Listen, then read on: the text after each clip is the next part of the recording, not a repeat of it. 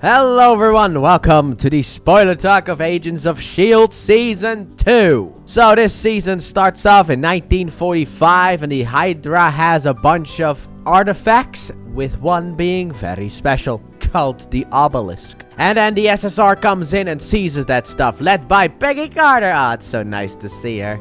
I'm a big fan of Peggy Carter, so it's always nice to see her. Then in present day, S.H.I.E.L.D. is trying to get intel about stuff that was stolen from S.H.I.E.L.D. by the government. And then we have a guy who shows up, takes everyone out, but he doesn't die by bullets. And his name is S.H.I.E.L.D. And if you watch Daredevil Season 1, this is the guy who lost to Matt's dad. So we return home, very defeated. We see Mac. Hey, Mac, what's up?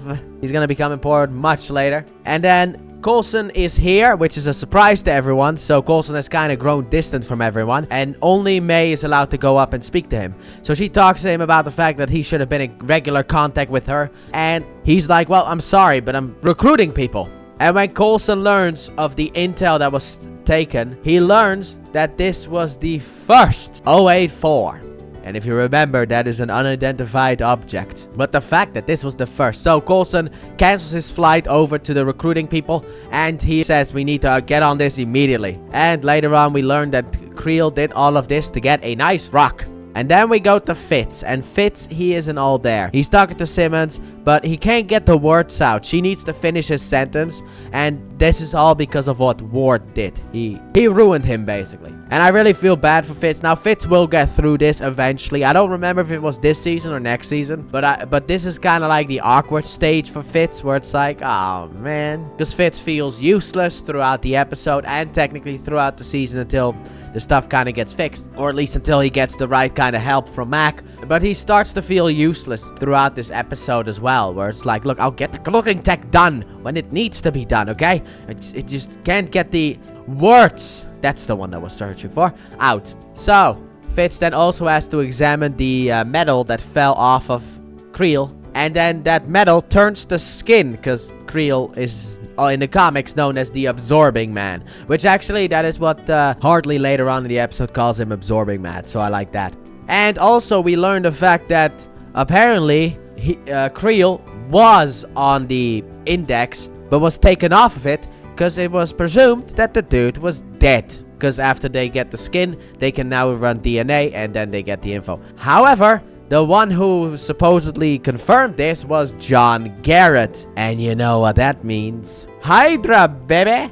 And then we go to Sky and Trip, and they kind of talk about how Koenig's family is apparently infinite. The dude has infinite brothers, because each time you talk to Koenig, he comes up with a new brother. And Sky also has been searching for information about the strange symbols that we saw in episode 4 of season 1, and also the ones that John Garrett was drawing, and also the ones that Coulson was drawing. So Coulson then comes in and he's like, oh, look, we need info. You need to talk to you-know-who. So she goes down and talks to Ward. And Ward is very happy to see her. She isn't happy to see him at all. She just needs the info. And Ward is like, look, in order to communicate, we used white noise that went through the actual communications in order to communicate with each other. So they use that and then find the answer that they're looking for. However, it turns out that S.H.I.E.L.D. has a target, and that is Talbot. So the gang goes over to save Talbot, and the military catches S.H.I.E.L.D. However, there's a small problem with that one. And that is the fact that Talbot has been on the news very adamantly stating, look, you know where we keep our stolen assets from S.H.I.E.L.D.? Yeah, we keep them in the same location that we're gonna dump all the prisoners. So S.H.I.E.L.D. was going to beat the location out of Talbot, but now that he's captured, he's already there. And I like how when S.H.I.E.L.D. attacks, he grabs a chain with a ball on it, because that is what he has in the comics. But we capture Talbot, and then we make him angry, so he grabs the armrest so that we can scan his fingerprints. And then we dump him somewhere, and then he calls in the military, but it's actually still S.H.I.E.L.D. So we get the info that we need. So S.H.I.E.L.D. escapes his cell, because of course he does. And the gang goes over to the location to infiltrate it. They talk to the guys like, oh yeah, hey, look at this. This general is here to meet Talbot, alright? So let us in. And then it doesn't work, and then it works. So we let in. Then we go over. We search for the thing that we need. The obelisk. Hartley finds it. She then gets attacked by Creel. She grabs the obelisk and her hand turns to stone. And, well, Creel then leaves, and Hunter takes it upon himself to grab Hartley and get her out. Because I don't care about the mission, because we have a second mission there as well. Because we need cloaking tech, and we need it now. So, Sky, May, and Trip stay behind, and they get a Quinjet. Well, Sky and Trip do. May gets on a bike and rides away, which, yeah, that's the most... It's easy to get shot off one of those things. But they get the Quinjet. However, Hartley feels the fact that the obelisk is killing her, so she asks Hunter to cut her arm off, and he does that. Cuts her arm off, and then Creel appears. He turns to rock, I guess, topples the car over, and then puts his hand on the tire to turn it rubber, grabs the obelisk, and walks away. And then at the end of the episode, we learned that at the beginning of the episode, we met a guy named Whitehall. And we learned that he is now still alive, and he hasn't aged in a day. So that is the mystery of the season. And also, we learned that Simmons is apparently imaginary. So where is Simmons in all of this? Apparently she's gone, and maybe we'll find that out soon enough where she is. So in episode 2, we pick up right where the last one left off, with Hunter in the car.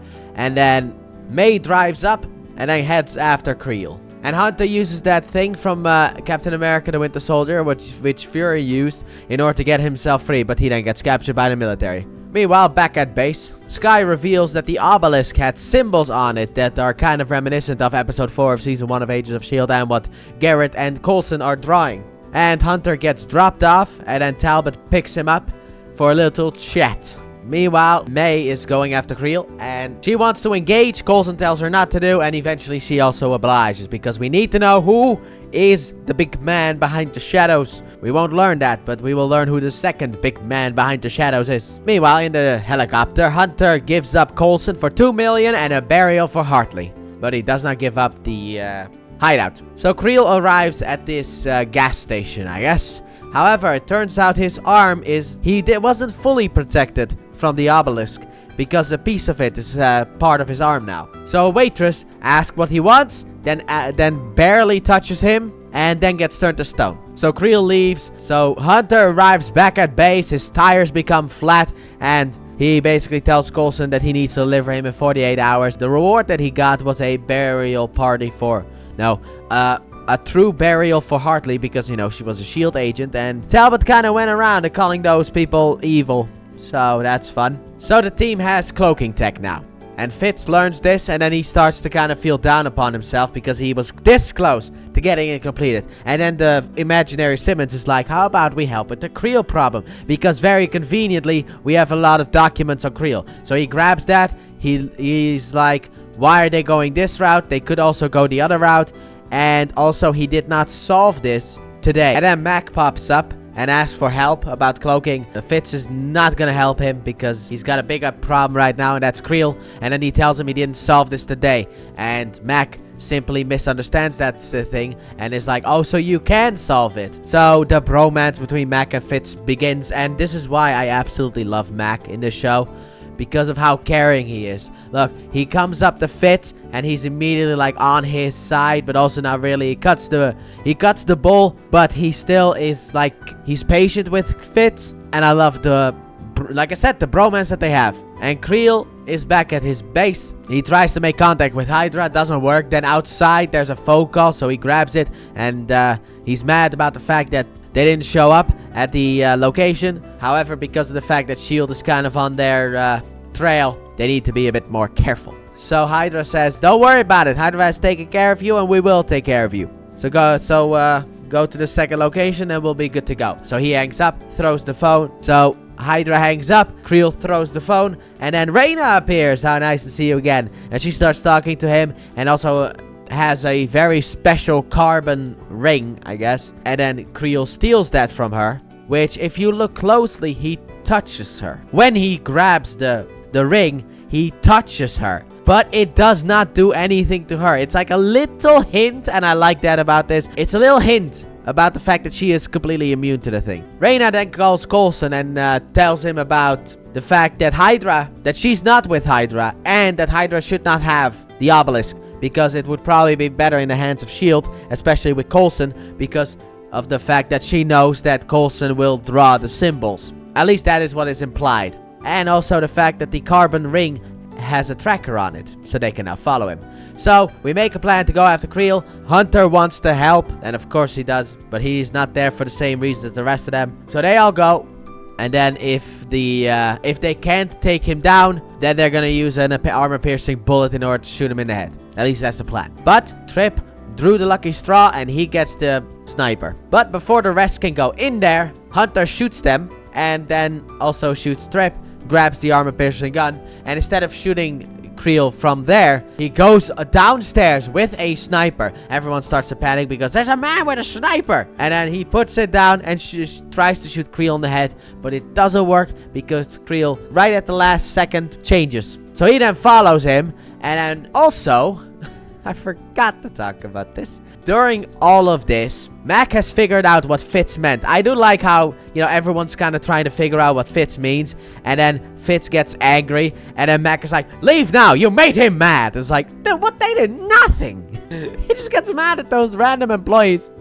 But then Mac eventually figures out he did not solve this today. He solved it before. Not today, but before. So they go through old designs and they find a design. So, back where we were, Creel goes after Hunter, and then Coulson shows up with a thing and neutralizes his power and turns him to stone. Because Coulson totally did not trust Hunter. However, during this whole scuffle, someone else stole the obelisk. So that's fun. Not the Hydra Man and not S.H.I.E.L.D. So, Harley gets an actual burial. Hunter, early in the episode, he grabbed the necklace and now he puts that in a car of a family member, my guess is. And then Coulson offers him a job and he takes it. Initially he's like, no. And then he's like, okay, I'm interested. And there's one more thing that he needs to do, and that is turn Coulson in. Also, Skye is very sus of Coulson, and May then goes to Coulson and is like, it's been 18 days since you've had the last episode. Let's make another painting. And we learned that Reyna,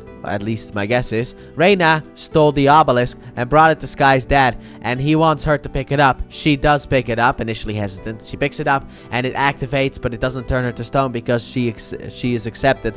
AKA, she is special. And the episode ends with Coulson giving Creel to Talbot. Don't worry, we got all the firepower we need. And then right as he leaves, he silently says, let's leave before the artillery runs out of fuel. Meaning he has a big show, but he doesn't actually have anything really. And that's the end of episode 2. So episode 3 starts off with Whitehall mind controlling someone known later on as Agent 33. Well, it's not really mind control, it's kind of brainwashing, but let's be honest here, what's the difference? I mean, they don't call it mind control, but it is. And Gemma wakes up to this very cheery music. She goes off to work, and it turns out it's Hydra. So that cheery music immediately fades. So that's what Gemma has been up to. I've been missing the girl. However, her boss comes down and needs some information, so Gemma helps him out and also notices a page on Donnie, and it turns out Gemma has been studying Donnie. That's cool. So Donnie is sitting at a cafe, and the owner reveals certain things that he really shouldn't have. So Donnie freezes him to death, and then later on, Hydra agents arrive, and he also freezes them. And learns from their phone that they need about the meeting location.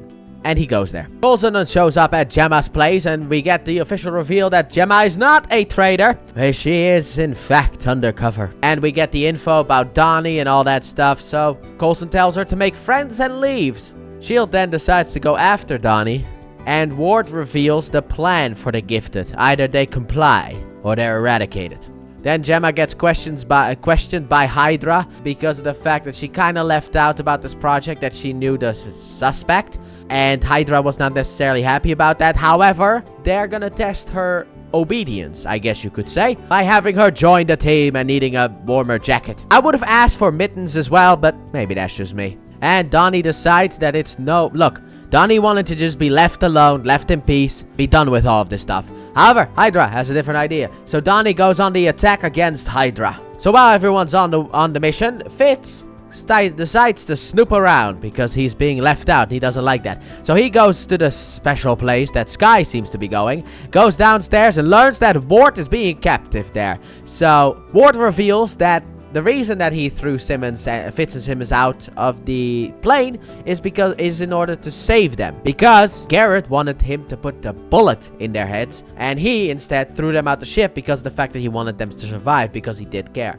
Now, I do believe that this is the truth, because when he does throw them out the plane in season 1, he's like, yeah, I do care, and then throws them out the plane. However, Fitz then decides to do what technically Ward did to him and deprive him of oxygen. However, as Fitz is revealing about the mission, Ward then reveals that Hydra can control Donnie with a simple speech, I guess you could say. And also, throughout this season, I'll just mention it right now, throughout this the beginning part of this season, we're gonna hear a lot about Hunter's ex. I just wanted to make the record clear. Yes, he has a horrible story about the ex. Yes, we will eventually meet that ex, and she's not as horrible as he makes her out to be, but also, I've mentioned this horrible ex's story and how she is a witch from the depths of hell. So, Simmons goes down to Donnie, talks to him, kinda gets him on her side, and then she needs to say the magic words in order to control Donnie. However, at that point, Hunter has a shot at the Hydra agent, Simmons,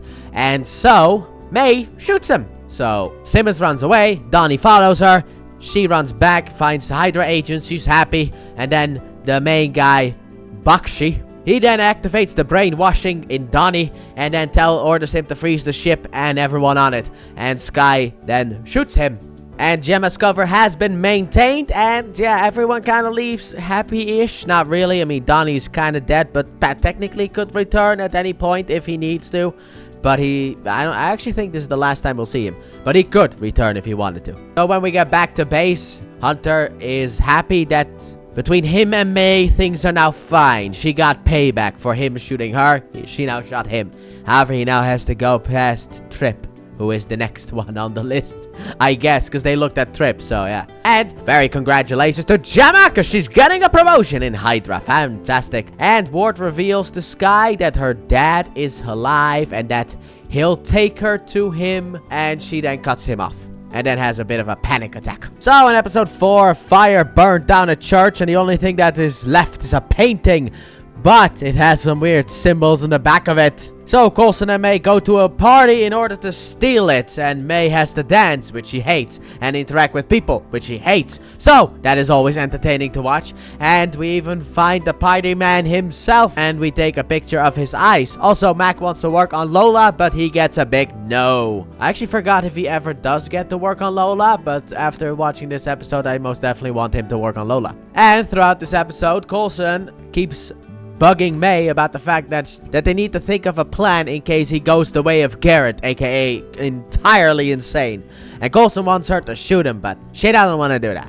Also, Talbot is at the party, so we need to hurry up and get that painting fast. So we go downstairs, we get the eye scan, we go in. However, there are some lasers. So Coulson gets prepared in order to dodge the lasers. And then May just walks through the lasers because we've already been caught. So what's the point anyway? Then they go in, search for the painting, but it's not there. And that's because apparently Talbot, or the US government, bought it this morning. So yeah, kinda should raise some flags about the fact that Talbot is here. But yeah, we don't have those yet. Because also, it is revealed that Talbot is actually an undercover operative from Hydra. He's actually one of the top people, Bakshi, which we learn later on. But the fact that Talbot wants a painting kind of seems like a little bit of a sus moment. So, May and Coulson get outside. Then Talbot comes out of a car, and he wants Coulson basically to turn himself in. Coulson's like, yeah, I need to inform my team. I need about an hour. Okay, bye. And then May's like, I'm going to follow him, because it's better than dancing. Come on, you liked it. No, not even a little bit? Okay, maybe a little bit. And then she follows Talbot. And what she finds at the hotel is Agent 33. So she has a battle with Agent 33, but because of the fact that quote-unquote Talbot is also in that room, she gets a bit distracted, and then she gets overpowered and taken. And then they use a face mask in order to copy May's face in order to be able to infiltrate the bus. And Agent 33 puts a device on the bus and then takes Coulson and walks out. However, what that thing is doing, it is going to destroy the bus. So Coulson and May, quote-unquote May, leave, and then the bus kind of starts to explode-ish. Systems are exploding, and if it's making its way down to the wings, where it will go kaboom. And the plane is on lockdown because the plane thinks it made a water landing. So, thanks to Fitz and also Hunter, they work together in order to fix the plane. So that's good. Development moment. I like Fitz a lot. And the fact that, you know, in the beginning, he kind of puts himself backwards. He's mad about the fact that they destroyed the lab, even though they now have a better lab, or Fitz now has a better lab. But he kind of puts himself back at the end of the episode. He'll be more together with the boys, so that's good. So Coulson and May go over there, and then Coulson kind of starts to get a wee bit suspicious. However, he does reveal to Agent 33 that he is the leader of S.H.I.E.L.D, which might come into play later, but I don't think in this episode. Or I missed it. So when they get there, Coulson is like, how about we get a coffee when all this is done? And quote-unquote May is like, alright. And then Coulson punches her in the face because May doesn't like coffee. And then they start to fight. And because of that commotion outside, Bakshi gets distracted. And then May frees herself. And then starts to fight Bakshi. And then gets outside the room and starts to fight Agent 33. However, Bakshi then grabs the painting and runs away. So Coulson goes after him. And Coulson... Bakshi runs, and he phones for backup, and once he's done phoning for backup, Coulson shoots him with an icer. Couldn't you have shot him earlier? But they get the painting, they escape back to the bus. And then, after that, the day is saved, and now Hunter comes in with some beers for the boys, and beforehand, when they were together, when Fitz was more on the sideline, they were talking about exes, so, you know, like about relationships, because, you know, Hunter's ex is a demon hellspawn, so that's cool. So Hunter starts to be like, yeah, good mission. And then out of nowhere, Fitz is like, hey, I liked the girl once, told her how I felt. She didn't like me back. And then she left. So awkward as can be. But man, I understand that, because that's exactly something that I would say in order to try to fit in. Oh my god, I love Fitz so much. Got that, I love Fitz so much. And then it becomes a little bit awkward, and then Hunter's like, she's missing out from what I can see. But to be honest, she did not say that she did not feel the same. She just left. So obviously he's talking about Simmons. And Coulson apparently analyzed the painting, and it turns out that the painting is indeed 500 years old. However, the writing on the back with the symbols is new. So there's someone else out there writing as well.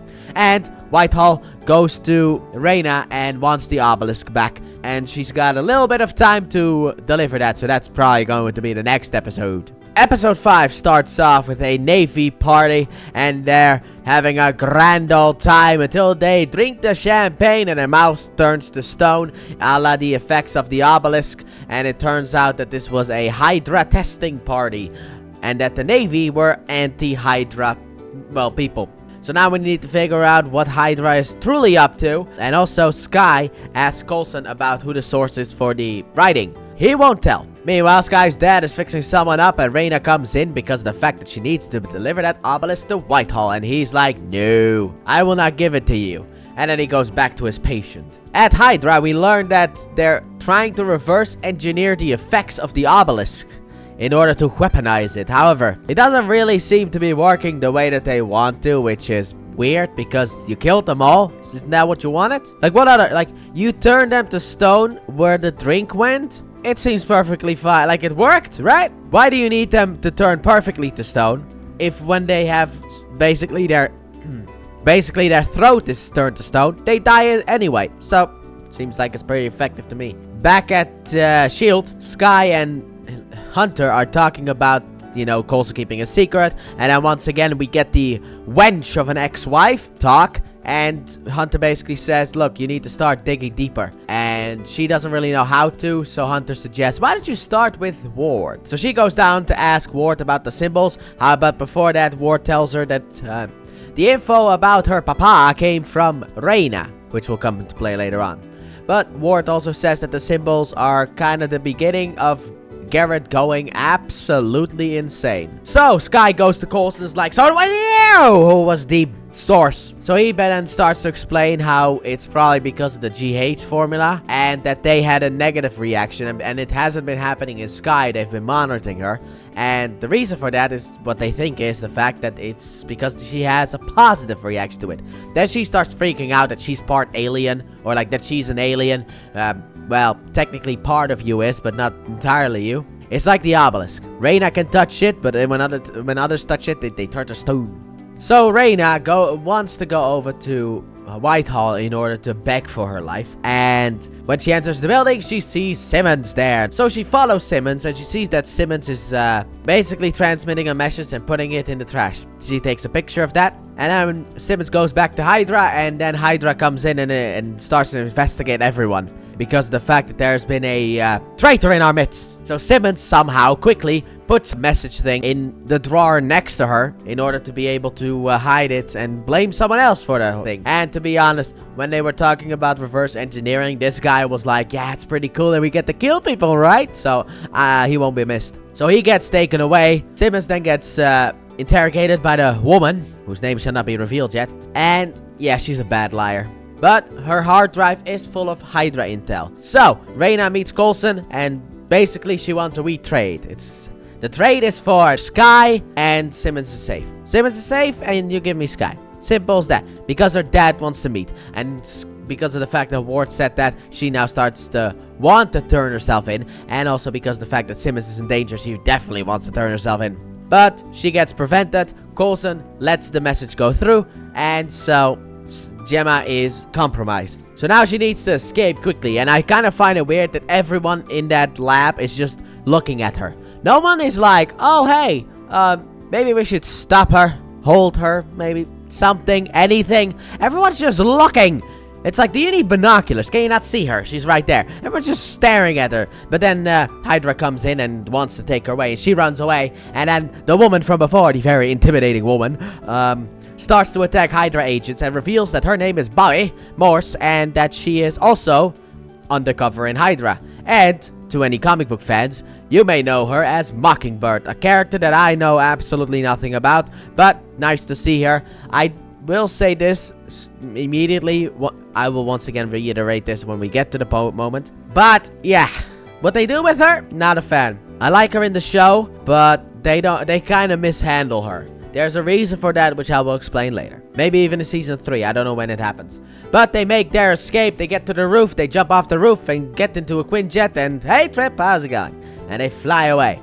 Meanwhile, we put a tracker in Reyna in order to, well, potentially protect her from Whitehall. And she also gives the location up to Sky's dad. Now, everyone is like, okay, what should we do next? Making a plan, and no one's keeping an eye on Sky, which I find very dumb. No one's keeping an eye on Sky, so Sky leaves and goes to the location of her papa, and yeah, he's gone. And she also learns, because May's like, you guys need to come over here and check this out, that the guys that he was operating on, and the friend of the guy, are dead. So she calls her dad a monster, which he is not happy about. And also Coulson hugged her, which he is not happy about. And then he drives off. There we go. So Simmons comes back into base with Bobby. Everything is all well. Simmons walks over to Fitz, and it's a bit rocky. I will say that it's a wee bit rocky. And then we also get the reveal that Bobby is the Hellspawn that we've been hearing so much about.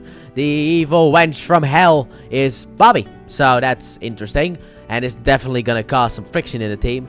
And then Coulson goes up to Sky. And she's basically like, look, dude, you need to be completely honest with me. Alright? No more secrets. If we're gonna do this, we're in it together. We're not having any more secrets, okay? So he decides to reveal the fact that he drew up something yesterday. So Sky then looks at it. She touches it a bit. And then she's like, it's a map. I don't know how she figures that out, but sure, it's a map. And also, Sky's dad gives the Hydra the obelisk, which that Tormentor is known as the Diviner, so that's nice. But to be honest, obelisk I like more as a name. But he joins Hydra because of the fact he wants to kill Coulson dead, which is actually, you know, everything is working in Hydra's favor. Because they want Coulson dead too. So it's like a win-win for them. So episode 6 starts off with Hydra killing world leaders while pretending to be S.H.I.E.L.D. And Bobby figures out who the maker is of the splinter bombs, is what they're later called in the episode. Toshi is the name, so we need to go and visit him. So Bobby, Hunter, and May go off to meet him, which, yeah, that's gonna be fun. You have Melinda May with X's. That is gonna be mostly entertaining. So Talbot walks into the senator's office, and he's like, yeah, I don't think S.H.I.E.L.D. did this. And then the senator's like, yeah, no, I'm gonna put a gun into S.H.I.E.L.D.'s head. I need them to be put down for good. And then we get the reveal that it's Christian Ward, the older brother of Grant Ward. So he makes his speech about the fact that S.H.I.E.L.D. is evil and needs to die. So Coulson kind of checks in with other teams, one from the Netherlands. Very nice to see the Netherlands being represented. And we need to get some dirt on Ward's brother. So Sky goes downstairs in order to meet up with him and tries to get some info about the brother. doesn't really work that way. Ward starts to act paranoid and then turns the conversation back to Sky's papa. And, well, that is all that Coulson needed. He needed that info. He needed that paranoia. Meanwhile, with Bobby, Hunter, and May, they're flying over and having arguments, obviously, because, you know, Exus and Hellspawn and Hunter. It's never gonna go, right? So they make it there and they have two options. Option 1, go in guns a-blazing. Or number 2, use stealth. As in, infiltrate and hope that the cover hasn't been blown that Bobby had. So we go with option 2. She goes in, she's all friendly, and the dude is like, here's this rumor going around that you are actually S.H.I.E.L.D. and not Hydra. She's like, come on, man, really? No. So about those bombs, you think I could get my hands on them? He's like, no, I already shipped them out. It's like, oh, then that's sad. I really would have liked to have one. And then Hydra gets and then his people get an image of Bobby officially confirming that she is an enemy of Hydra. So the guy walks up behind her to kill her. Hunter goes in, kills that guy, and then they fight. The guy's off, and then she yells at Hunter for saving her, and then Hunter yells back, and it's like, my goodness, will you two just get a room? And we learned that Beckers is the next target, so they head over to Belgium in order to save him. Coulson then decides to go to Christian and give him an option. I'll give you Grant Ward in exchange for, you know, clearing our name, because I have him in my basement. So Christian obviously agrees. Now this is kind of spread out in the episode a bit more, but I'm just putting them all together so that I'm done with it. So Sky goes back down to Ward and asks him everything he knows about her dad. And he tells her everything, and then she's like, alright, go. Have fun with Christian. Bye! And then he gets transferred to Christian. Meanwhile, the S.H.I.E.L.D. agents are, well, their cover is blown because we learned, thanks to intel, that the grandpapa of Becker's was Hydra. And those Hydra ties probably still exist. So he's Hydra. So we have the team from Belgium. One person walks in, and then she gets killed. So, we need a way in. And Hunter is our perfect way in. Man, I really like Hunter in this show. He just walks in, is like, hey, Hydra, calm down, okay? Come on, boys. I'm on your side. What's up? Hey, you want a beer? Yeah, my team kind of needs about 90 seconds to get into position. So, bam, comes through the window. They all take the guys out. And Ward gets put in the back of a van in order to be shipped to his brother. And Talbot is also here, and he asks May, how many did you lose? She's like 6, like, it's always sad to lose a good soldier, ain't it? And Ward breaks his thumb and escapes. And in the post-credit scene for this episode, we have a guy who goes to a tattoo parlor and gets those weird symbols tattooed on his body, meaning that he was potentially the missing man that we have been searching for. Alright, time for the answers. Welcome to episode 7. So this one starts off with this mystery man who I will actually call by his name, Derek, murdering a woman who was also part of the Tahiti program, and he carved symbols into her head. But we have 2 plot points this episode. We have that, but also we have the search for Ward, because we need certain characters out of the way so that they don't interfere with the episode. Mainly May, because May would kind of go against the things that we need. So Sky is searching for answers about the carvings, and then she gets help from someone named Micro. Keep this name in mind. He will become important later once we get the Punisher. Oh my god, the fact that they thought this far ahead for Micro is something that I admire. It's all connected. But he gives us the location of the dead woman. So Coulson knows her, and we need to know why. So Coulson pulls out the memory machine, and time to dig around in Coulson's brain. So we meet the recruits, kind of. The 6 people who have undergone the Tahiti program, except for the fact that they did not have their memories erased yet. So initially everything looked to be fine, but then they all started to go insane, except for Derek. He was the only one who didn't really go insane, really, until they pulled up his sleeves and saw the symbols on his arm. And it's like, no, I need to know! I need to know! I need to know! Yeah, he then starts yelling that, and that triggers something in Coulson, so he also starts just yelling, I need to know! So Coulson needs to be locked up on orders from May. Meanwhile, while all of that is happening, we have the fact that everyone is following Ward, and I like how Ward goes about it, because he picks everyone out, like, immediately. He picks out Trip, he grabs stuff from his safe, he goes to the bathroom, changes clothes, and then he pulls his jacket a bit aside in order to reveal C4.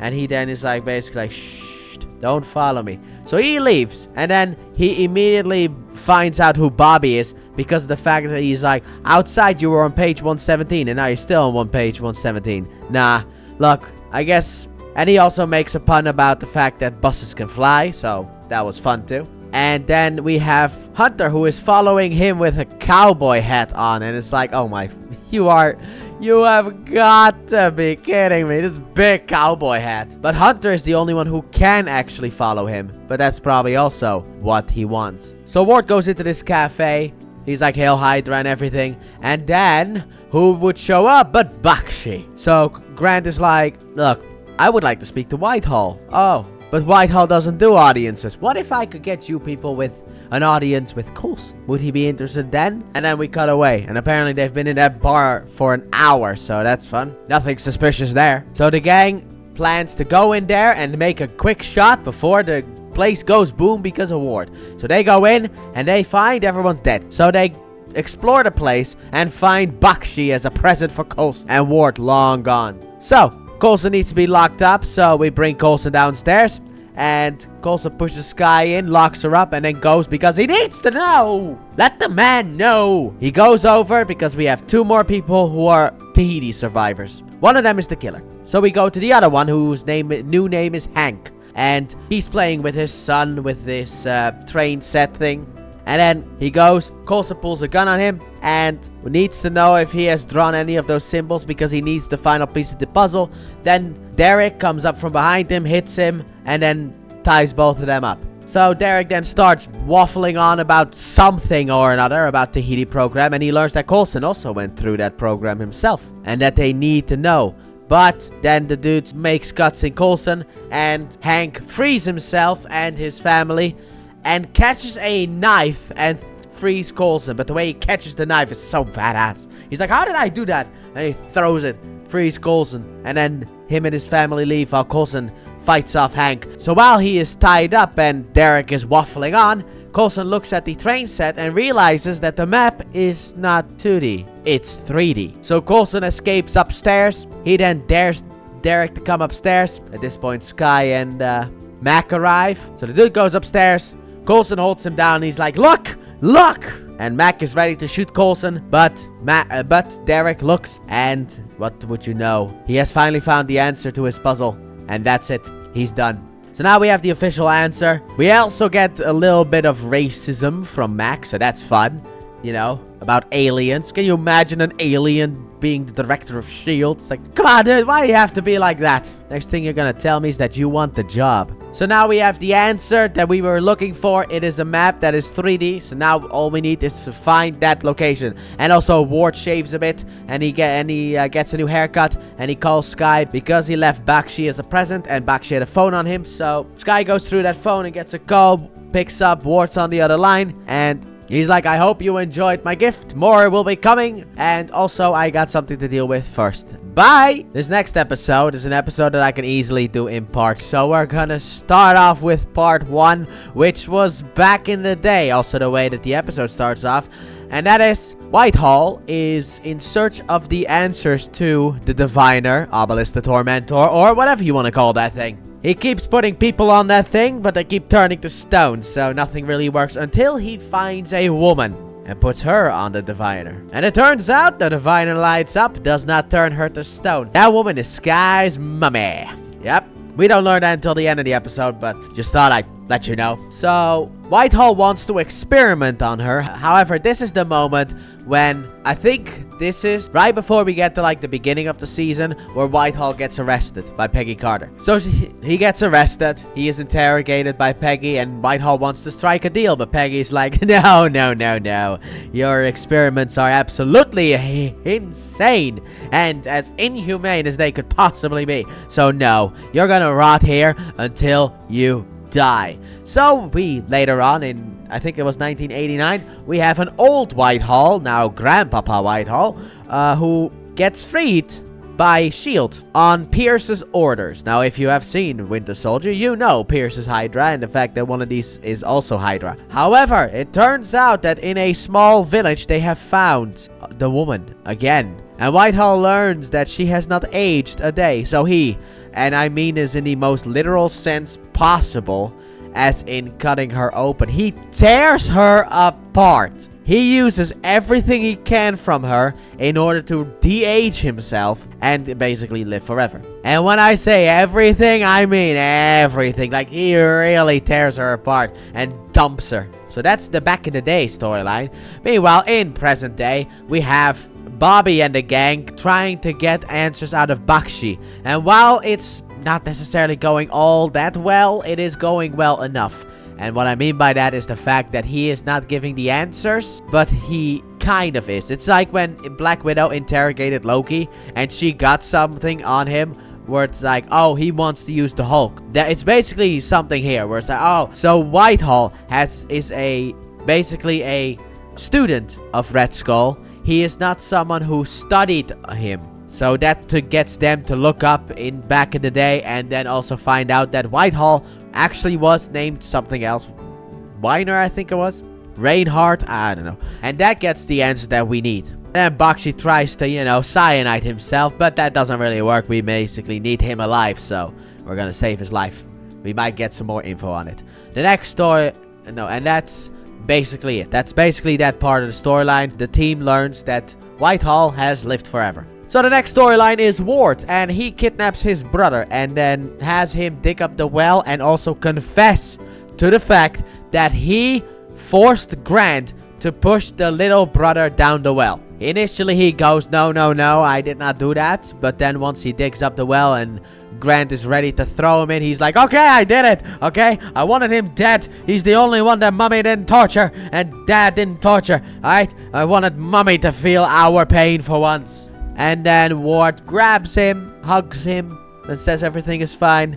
Brings him to the house that they used to live and burns it down with parents inside. And then joins Whitehall. Now for Coulson's part, because they are searching for the city. However, what they need is they need to hack into the, I think it was the Air Force. I wrote down Air Force, and Fitz needs to be able to do something in 6 minutes. Sky and Trip need to deliver things that once they interact with each other, they will cause an EMP. So Fitz does it eventually. So they go inside. However, Hydra is there. So that's wonderful. Absolutely wonderful. So they're fighting off Hydra. However, Trip gets shot and is kind of dying. And then we have a doctor there, thankfully. One of the hostages was a doctor. And he's like, let me help. I can help. Turns out that guy was actually Sky's papa. So it is kind of weird because I thought Coulson saw what Sky's dad looked like from that one picture. So it's kind of weird that whatever. So instead of helping Trip, he cuts open something in his arm that will kill him if he lets go. So they have a little bit of a chat, and then he's like, I'm gonna tell you exactly how to save him, and that will give me enough time to escape.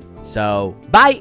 And so Coulson saves him, and because of what Fitz did, Sky is able to hack in and then is now searching for the location, which they find the location of the hidden city. And also in the Diviner or Obelisk, which is here because of the fact that the aliens wanted to end humanity and only a chosen few are allowed to survive. There's something inside of that thing.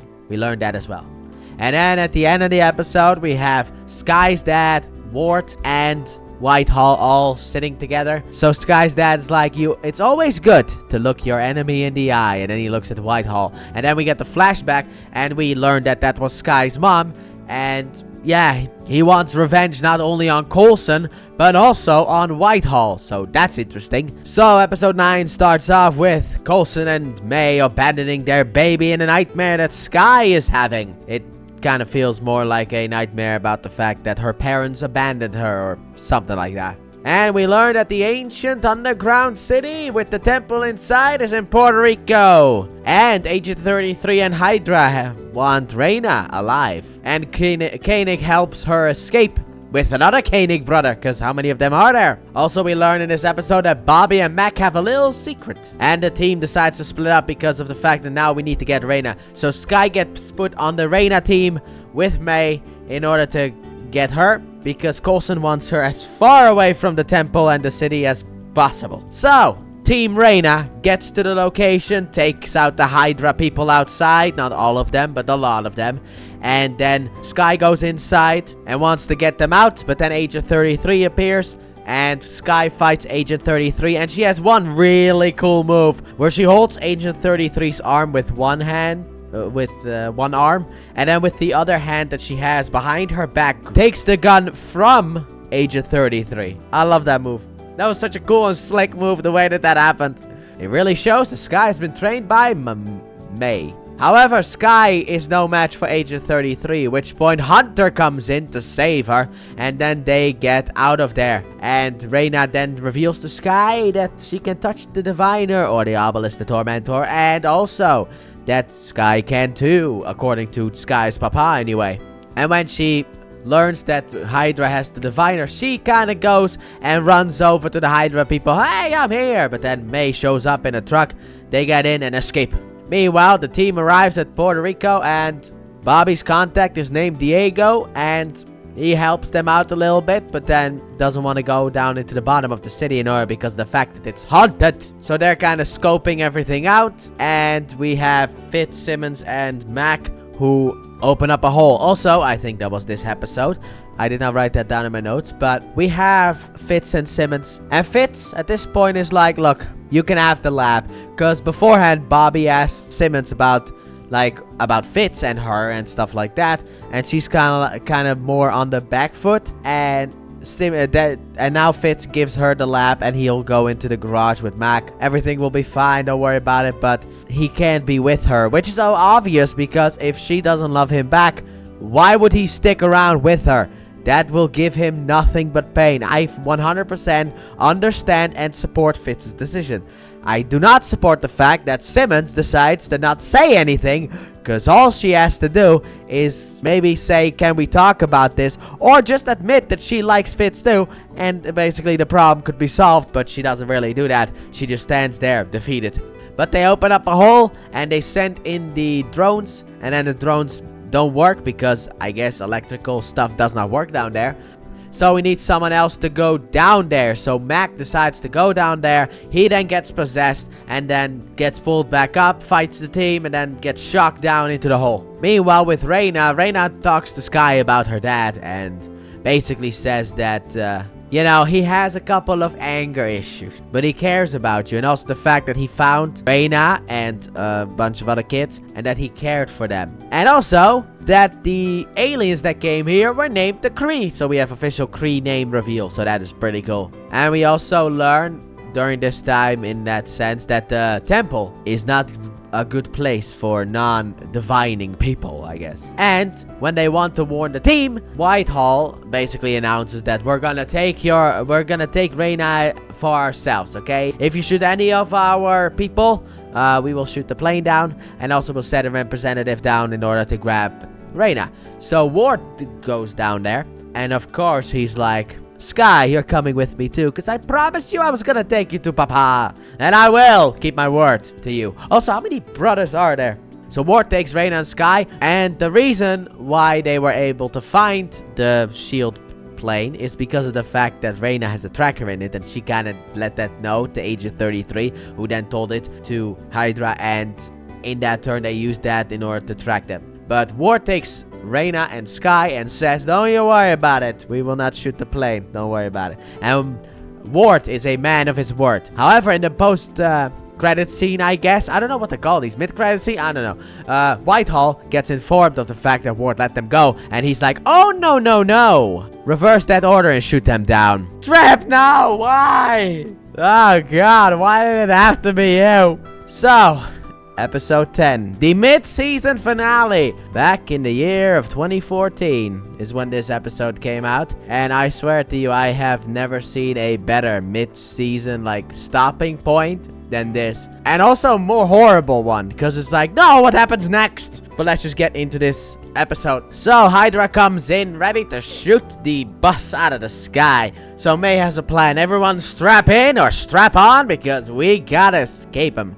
And there's only one way to escape. Now cloaking might be the easy one to think about. However, it's not cloaking. Then what they use, well, they do, but not yet. First, we need to hide in the clouds, dump some debris in order to let them think that they blew up the bus, and then cloak away as the debris explodes. Which makes me think, look, if you shoot 4 rockets at a giant plane and you hit it, wouldn't it still, like, fall down debris? Like, yeah, you had 4 hits, but, like, wouldn't it still crash the plane down? Pieces of it anyway? And also, I like how when you see the plane afterwards, like, fly away, you see, like, these, like, I don't know, like, smoke trails behind it. And Hydra didn't see that, I guess, so... Alright, sure. Also, this is recorded 20 minutes after the, I watched the episode, because I needed some time to compose myself for this section, because of the fact that this episode's ending hits hard. Anyway, so... Grant Ward brings Sky to meet Daddy, and it doesn't really go well.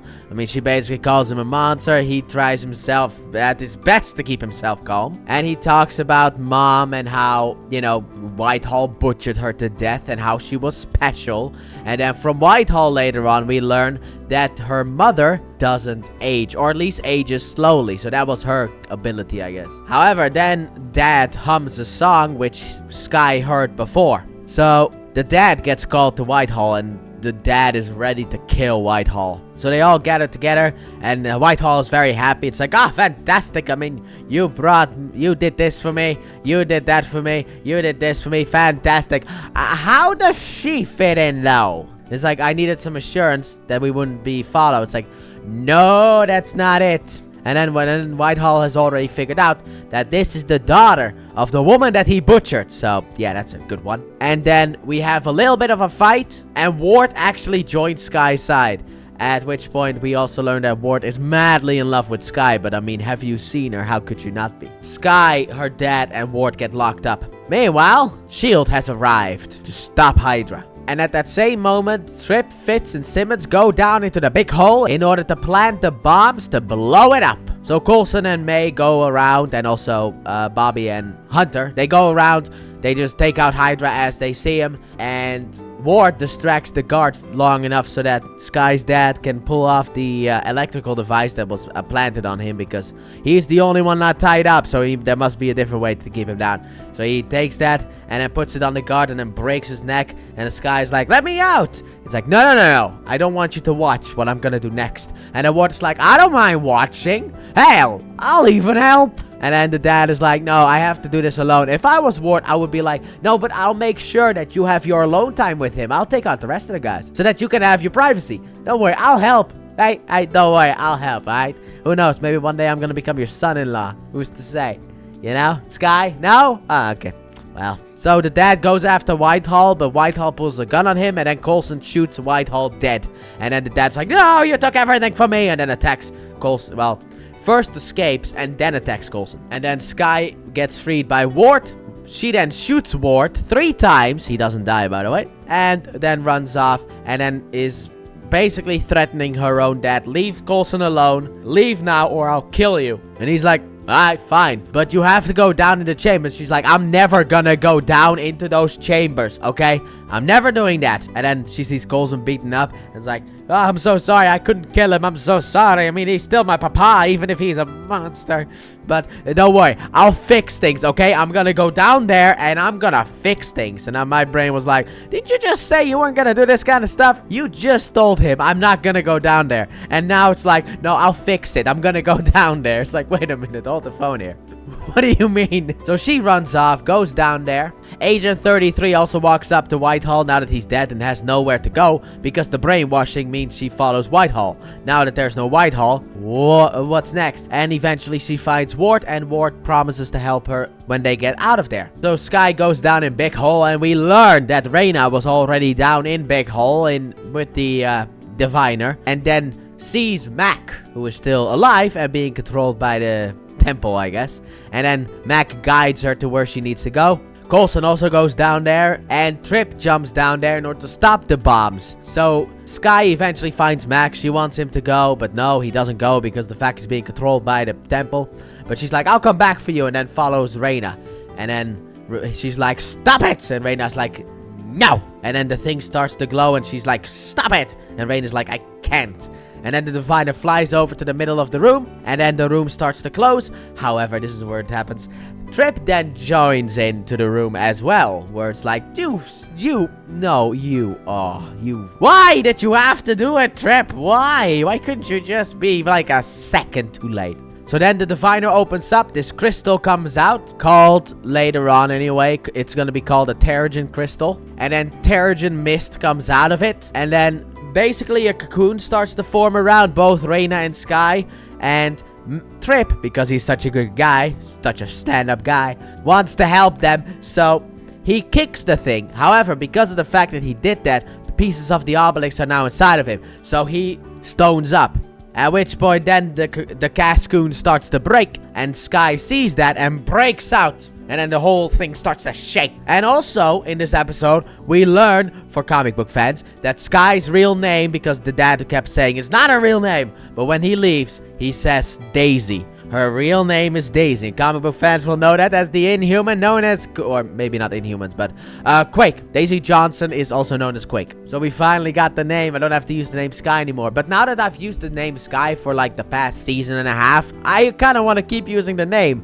It's so annoying. My brain sometimes is very annoying about this. But that's basically how the episode ends. And then, well, then in the post-credit scene that each episode has, we see a guy with no eyes who calls a woman and is like, there are new ones. And that's it. So now we are done with the Hydra storyline. I think this is kind of like the end of the Hydra storyline. Later on, Hydra will appear again, but this is basically the end of the Hydra storyline for now, because we got more important things to go into, and that's called Inhumans. Alright, kind of feel like I need to put in a bit of a correction. The last episode was not the end of Hydra. This episode kind of puts that on the bit of the back burner. I apologize. So, this episode starts off with Gordon, as we learn later on is his name, the No Eyes guy, teleporting all over the place in 1983, and Sky's mom comes in to help him. And we are also in an unknown location. Then we have Daisy, who's now named Daisy, not Sky anymore, is in a contaminated chamber. I know what it's officially called, but since 2020, we cannot use that word on YouTube anymore. It starts with a Q. And we can't use it anymore because now the world, I don't know. YouTube's just not happy with that kind of word. So a contaminated chamber is what I have decided to call it. And Simmons is down in the temple getting some information before she floods the thing. And Coulson promises to make Hydra pay, and I did not expect it to be in this way. So let's get into that part first. So, basically, no, cut that from this part first, okay? Also, we see List from Avengers Age of Ultron make an appearance in this show. Now, I would like you all to still understand that this still takes place before Avengers Age of Ultron. And Hydra's kind of figuring out what to do next. At least that's kind of what it seems like. They're not really sure what to do next.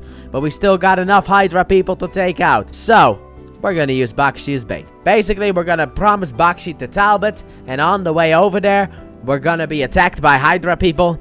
And then, which actually does happen, but then when we get attacked by the Hydra people, we're gonna kill the Hydra people, and then we're gonna be taken out by one of our own, which, Coulson, really? Oh my god. He's like, you'll never take us alive! And gets shot and falls down. It's like, what do you mean? That was so horrible.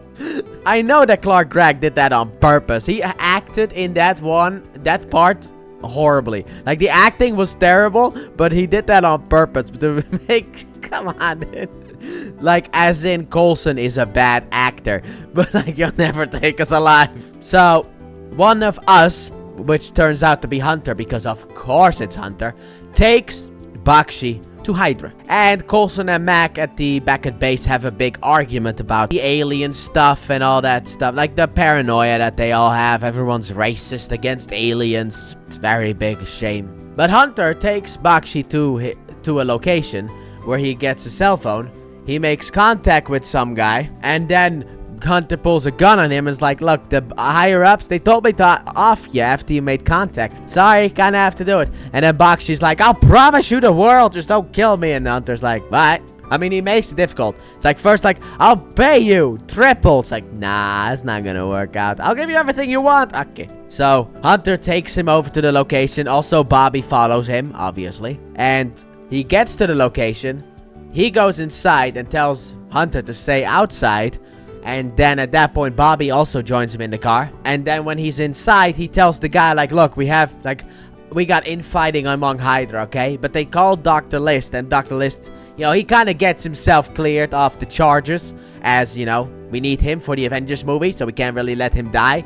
But then, after that, we have Hydra attacking Hydra, and then Hunter and Bobby coincide after they kill the guards outside with the car guns, because, Bakshi was never gonna give the guy the world. He was gonna kill him. So they go inside, they kill the other guy, but they still need Bakshi alive, and then Bakshi figures out the plan. So Coulson couldn't really get to all of us. So he had us kill ourselves, and then, yep, that's entirely what happened. You gotta love it. Oh, I never expected this. Now then, we're gonna go back in time a bit, because that's basically that plotline for the episode.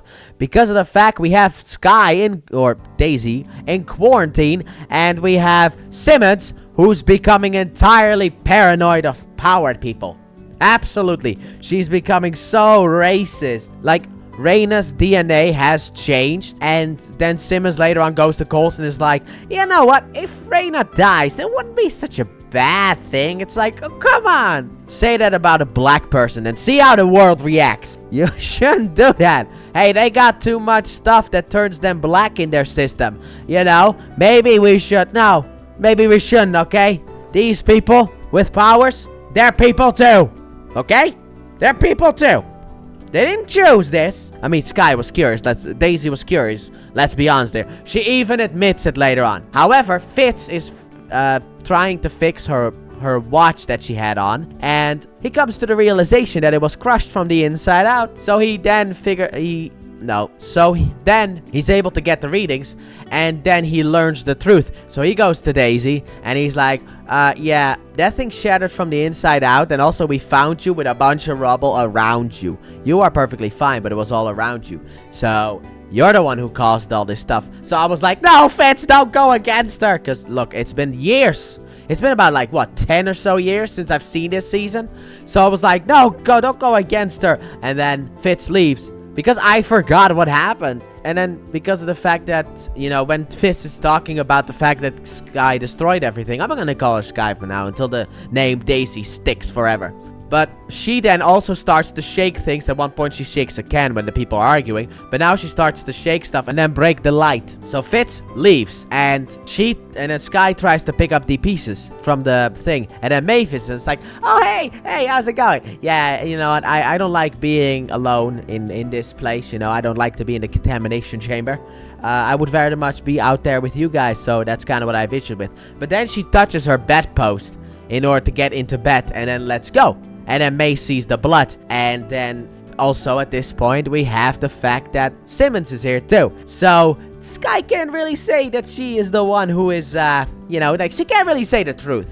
Then she starts to get a bit terrified, and she wants to say the story. And then she says Fitz, and then Fitz comes in. It's like, oh yeah, I was clumsy. I accidentally broke a bulb, and glass shattered, and I guess she, Anyway, here's the result. She's completely clean. Don't worry about it, okay? There you go. And, I'm gonna put, you know what? We should, get, Sky's bunk ready. And let's be honest here, there are probably a lot of girly things in there that I probably shouldn't see. She is a bit messy. There might be some underwear or whatever.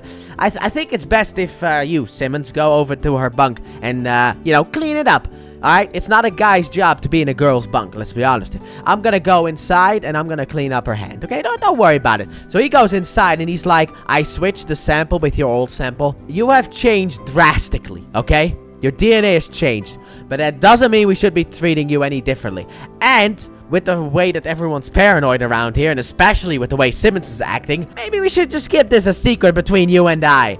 And I was like, my man Fitz. This is why you gotta love Fitz, dude. Look at this. This man has had this big brain injury, which also with Mac he has an argument with. Because Mac is like, do you know what it's like to have no control over your body?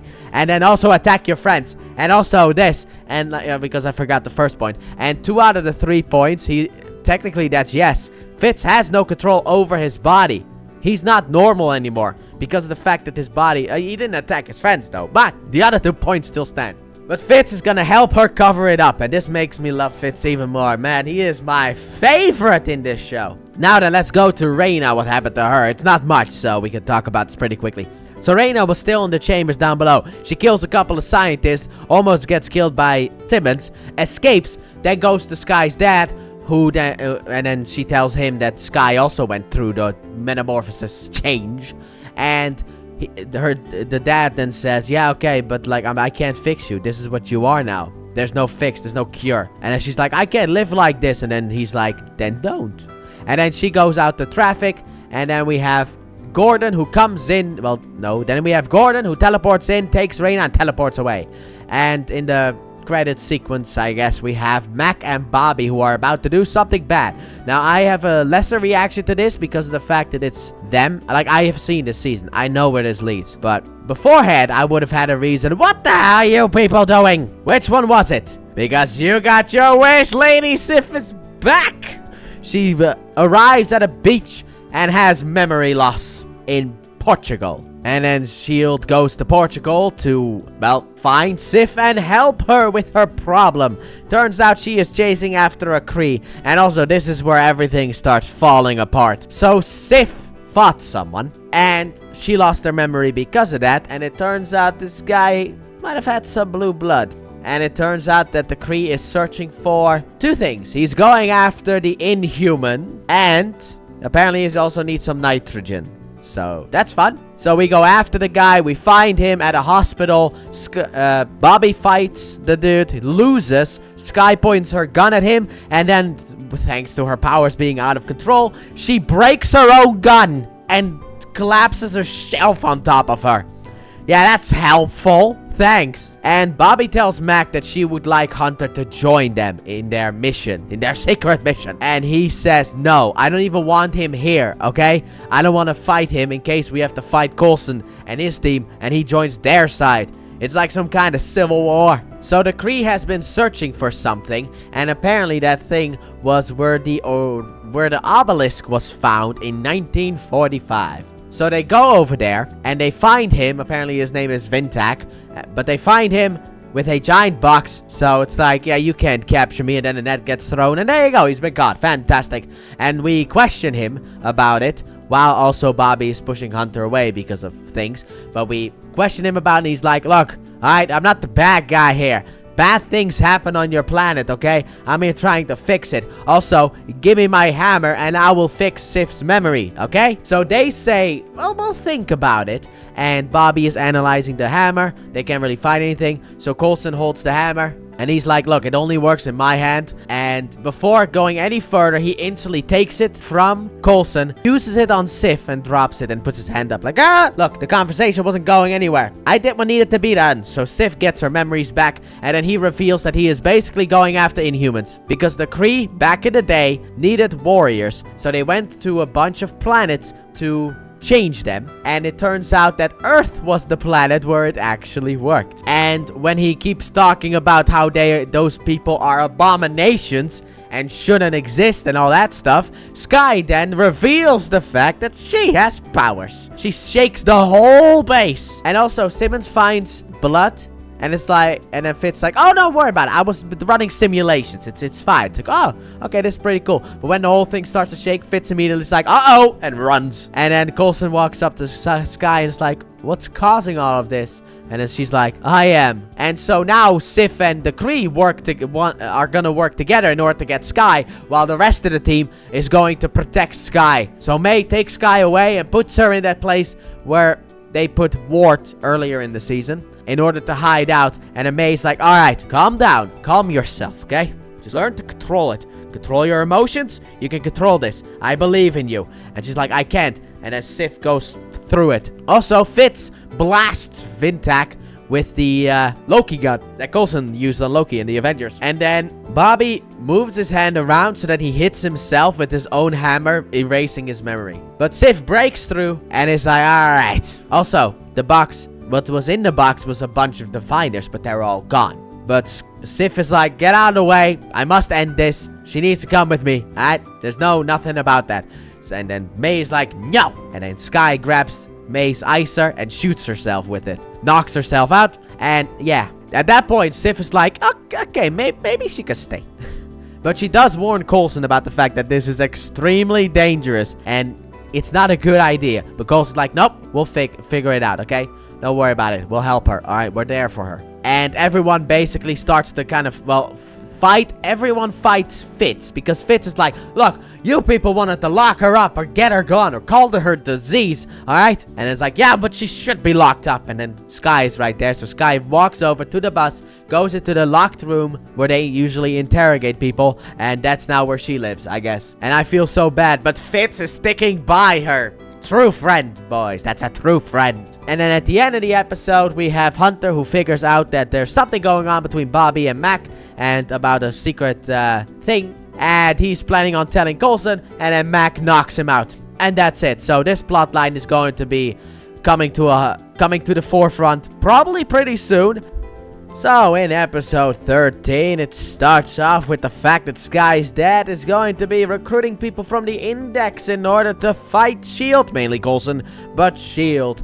And they become a team known as the Slicing Talons. Later on, they're known as the Slicing Talons, but I thought I'd name drop it right now. Meanwhile, back at S.H.I.E.L.D., we need to get an evaluation of Sky's mental health kind of thing.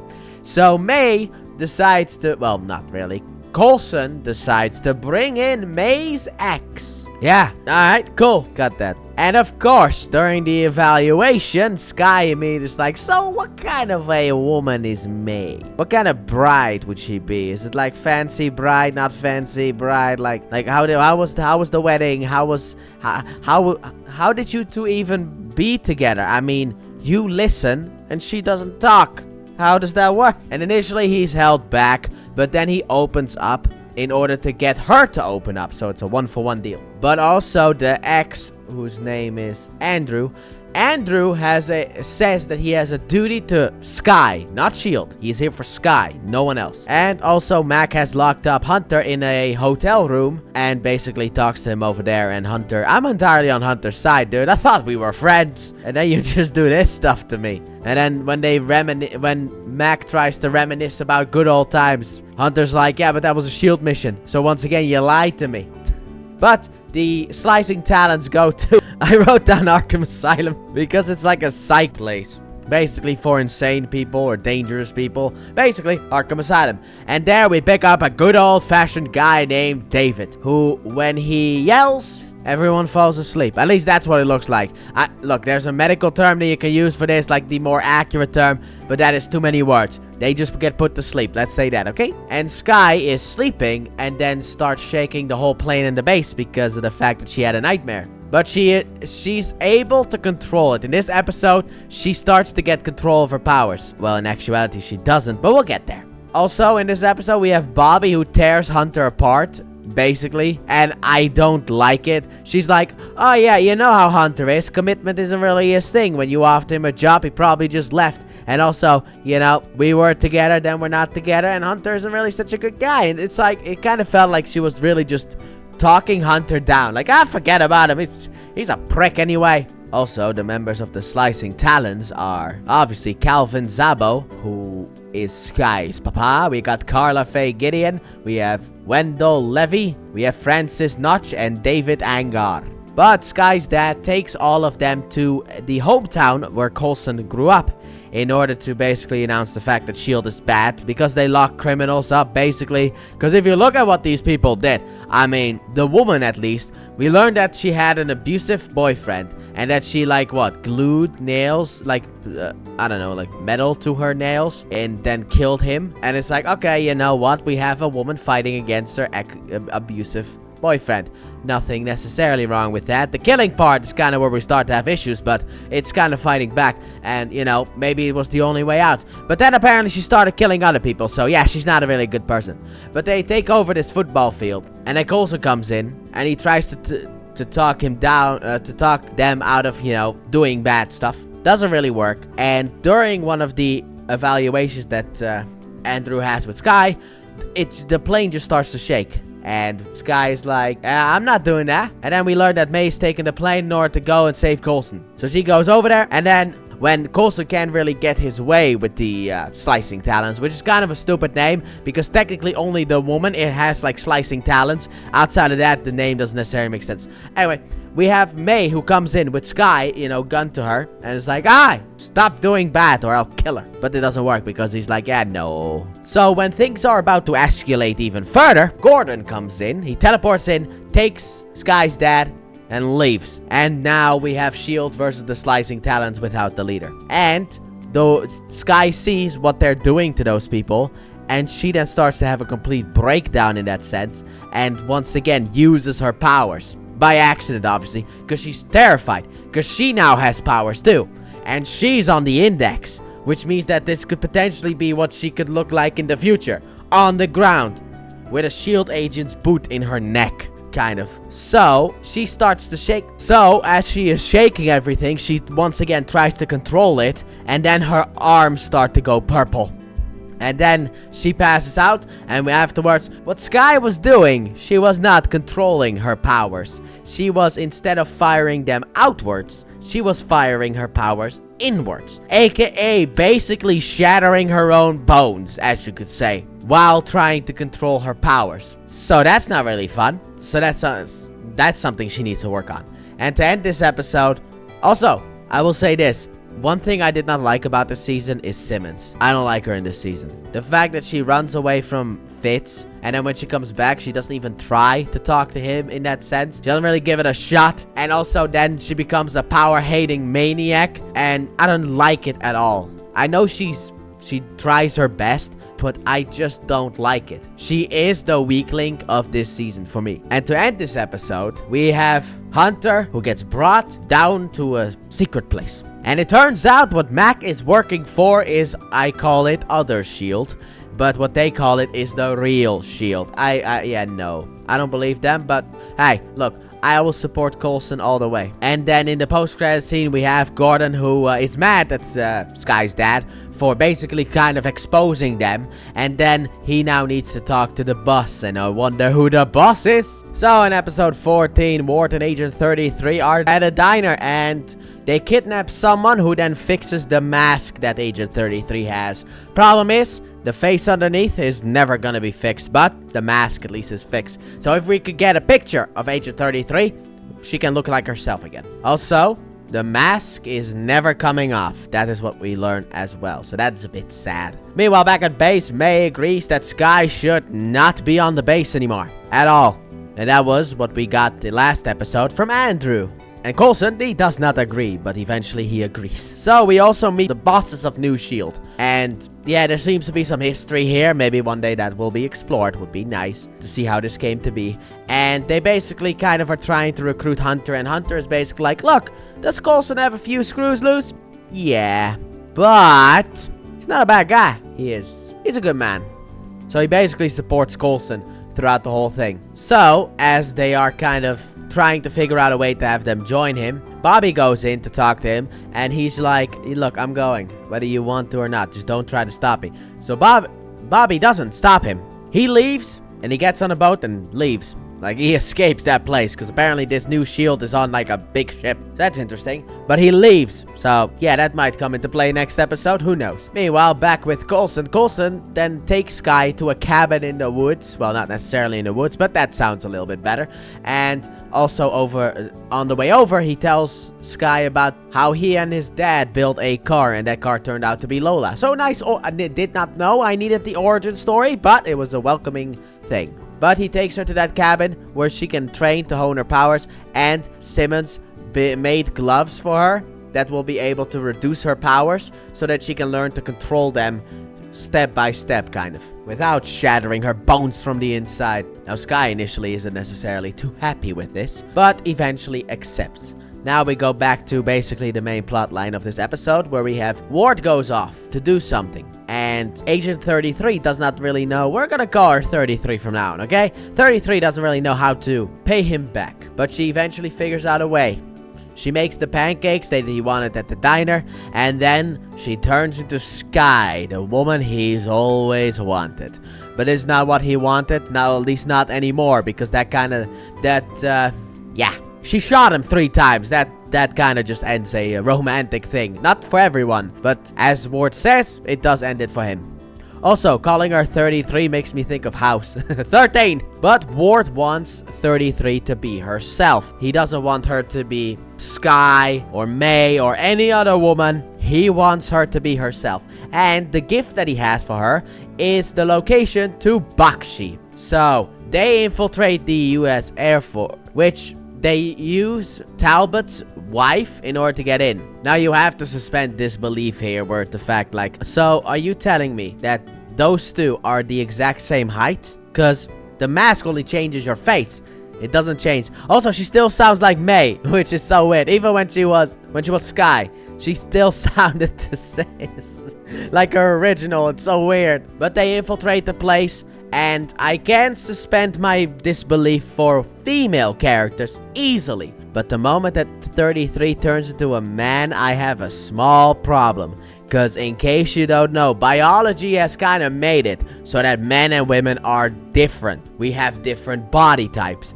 Especially if you look at the guy who she changed into. Sure, she might have his height. You know, because she says, like, I found the shortest guy that I could. But your body, you're bulkier than you were when you take off the mask, basically.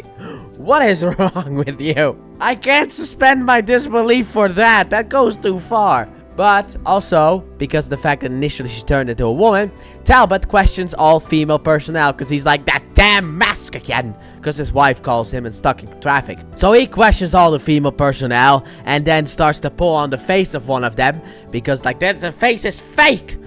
He starts to do the classic paranoia thing. But it doesn't really work. They can't really find her. And then his wife comes walking in and he pulls a gun on her. It's like, on the floor now. Carla? Is that you? Oh no, you are actually my wife. Oh, I don't even think I'm gonna be allowed to sleep on the couch tonight. Oh no. But Ward and 33 break out Bakshi. Why? I don't know. And at the end of the episode, we have the fact that 33 turns off the mask and sees herself for the first time. Fully. So that's nice. A nice moment for her. While they're trying to do the brainwashing thing on Bakshi. I don't know if it's gonna work, but maybe it will work. So, Mac returns to Coulson's team. And he immediately gets questioned by May. Who was like, so, you've been gone for 2 days for Hunter, right? Okay, yeah. She questions him. And I'm like, come on, May. You can't be this stupid. Luckily for me, she isn't. Because this is May we're talking about. She is not that stupid. Because at the end of the episode, May and Coulson are talking about Mac. Do you believe him? She's like, no. Coulson's like, yeah, me neither. Yeah, and to fully end the episode, we have Bobby who wants to go back to Coulson's team. So next up, we might have a S.H.I.E.L.D. type of civil war. Alright, we got some S.H.I.E.L.D. on S.H.I.E.L.D. violence. So in this episode, we learn the backstory of the Gang of Gonzalez, which is the name of the new head of S.H.I.E.L.D., I guess. And basically, during the Winter Soldier, they fought off Hydra, and the ship that they are on is very important. So, Fury wanted them to blow up the ship, but eventually they decide to just take it back. Simple as can be, right? So, in present day, Bobby returns and sabotages a couple of things, and Mac gets a look at Lola, at which point Coulson is like, look, I know Lola inside and out, as we learned in the last episode, because he built it with his dad. And there was one piece in that little toy car that doesn't belong. So, what does it do and who are you working for? And then Bobby goes to Coulson's desk and gets the toolbox. And Coulson asks Mac, who are you working with, Hunter? And it's like, oh no. And then he realizes it's Bobby. So he sends May after Bobby. We got May versus Bobby. Now, May has a small issue because May is a fantastic fighter. However, she is going up against a comic book character. You can't really win against one of them. So, May doesn't actually really win. Bobby gets away. And she only gets stopped by Simmons because nobody would ever think Simmons is a threat. Simmons is like, like, oh, thank God, it's a friendly face. Fantastic. All right, I need to find something. Here, hold this. All right, fantastic. Well, where's the thing that I actually need? Yes, hold this. And then it shocks her, knocks her out, done. However, the whole time, they think that the people want to grab the toolbox and escape until May finds a gas mask in Bobby's locker. Also, Fitz has made it to the server room in order to fix things, and Mac is down there trying to stop him from fixing things, and then the wall's about to blow up, and Mac warns him. However, is not really as friendly as he initially appeared to be. So, Fitz doesn't really trust him, so Mac runs up, grabs him to the ground, and gets hurt by the explosion, and new S.H.I.E.L.D. comes in and basically takes down everyone. Not kill everyone, but takes everyone down. So now they have the base. However, they're searching for S.H.I.E.L.D, and they learn that S.H.I.E.L.D is at a place called the Retreat. And we learn that it was built by Bruce Banner himself to contain the Hulk. Don't worry, we'll get to S.H.I.E.L.D later. But May warns S.H.I.E.L.D about the fact that S.H.I.E.L.D is coming after her.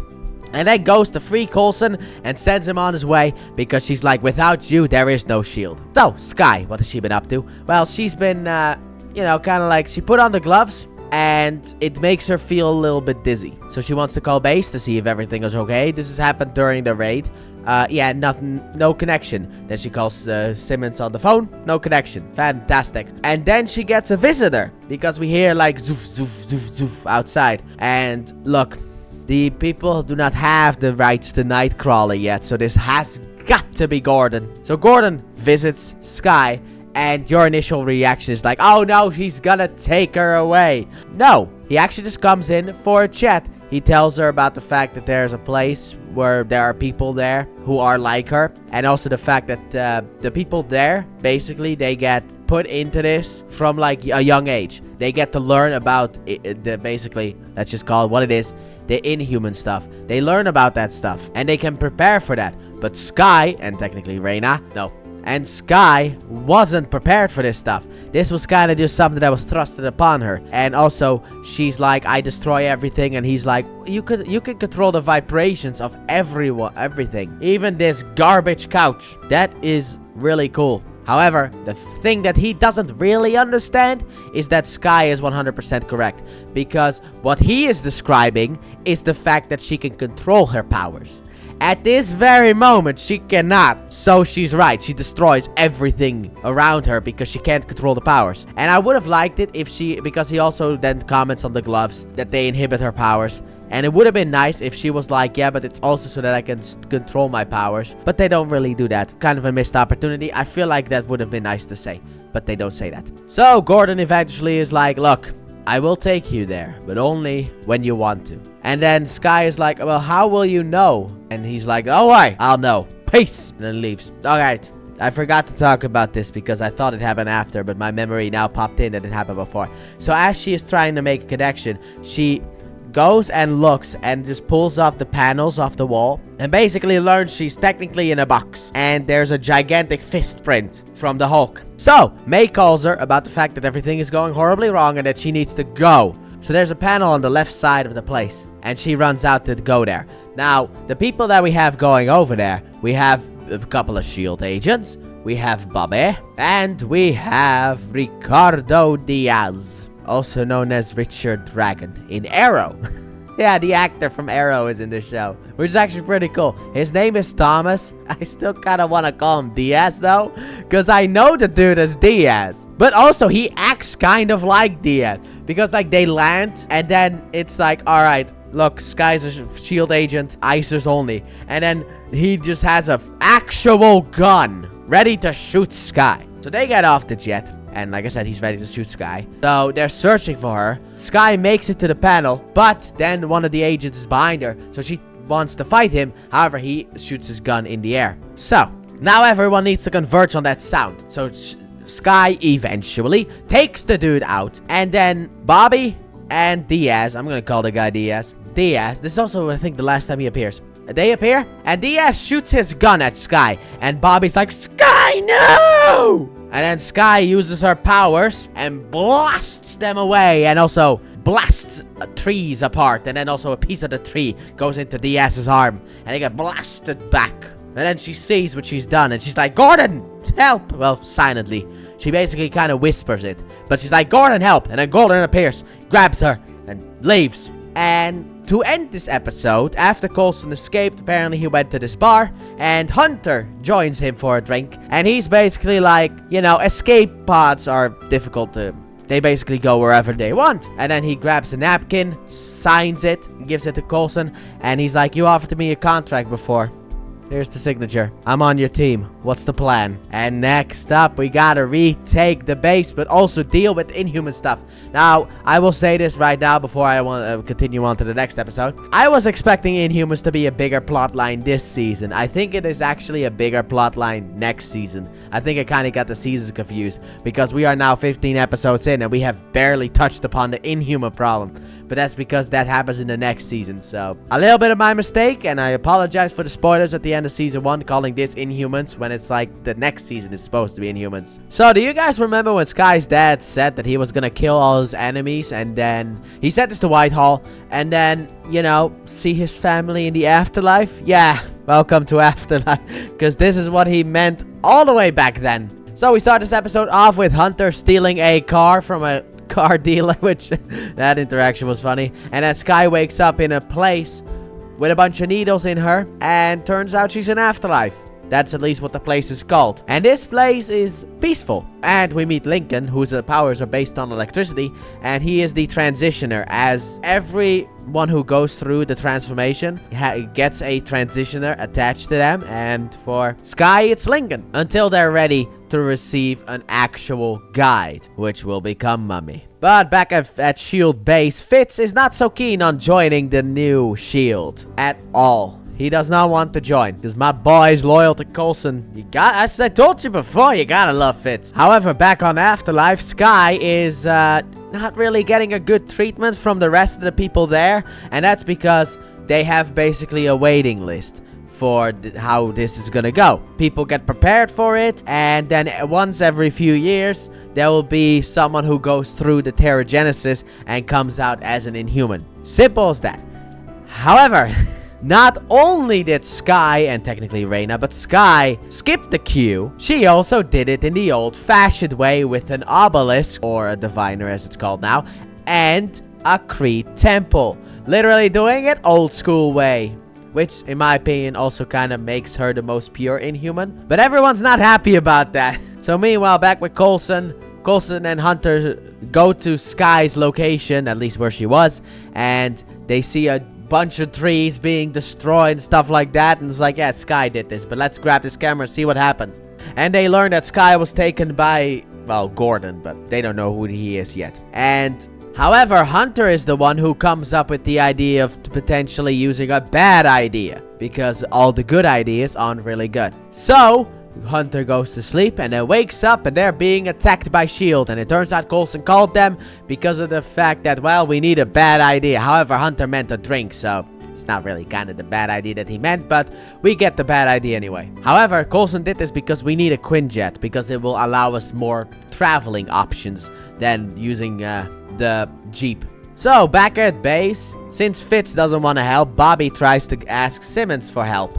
And Simmons is like, it's not really a technical problem. What you kind of need is more of a biological problem. So I'm more suited to deal with the box. So what I wrote in my notes is, and Simmons helps Booby with the box instead of Bobby.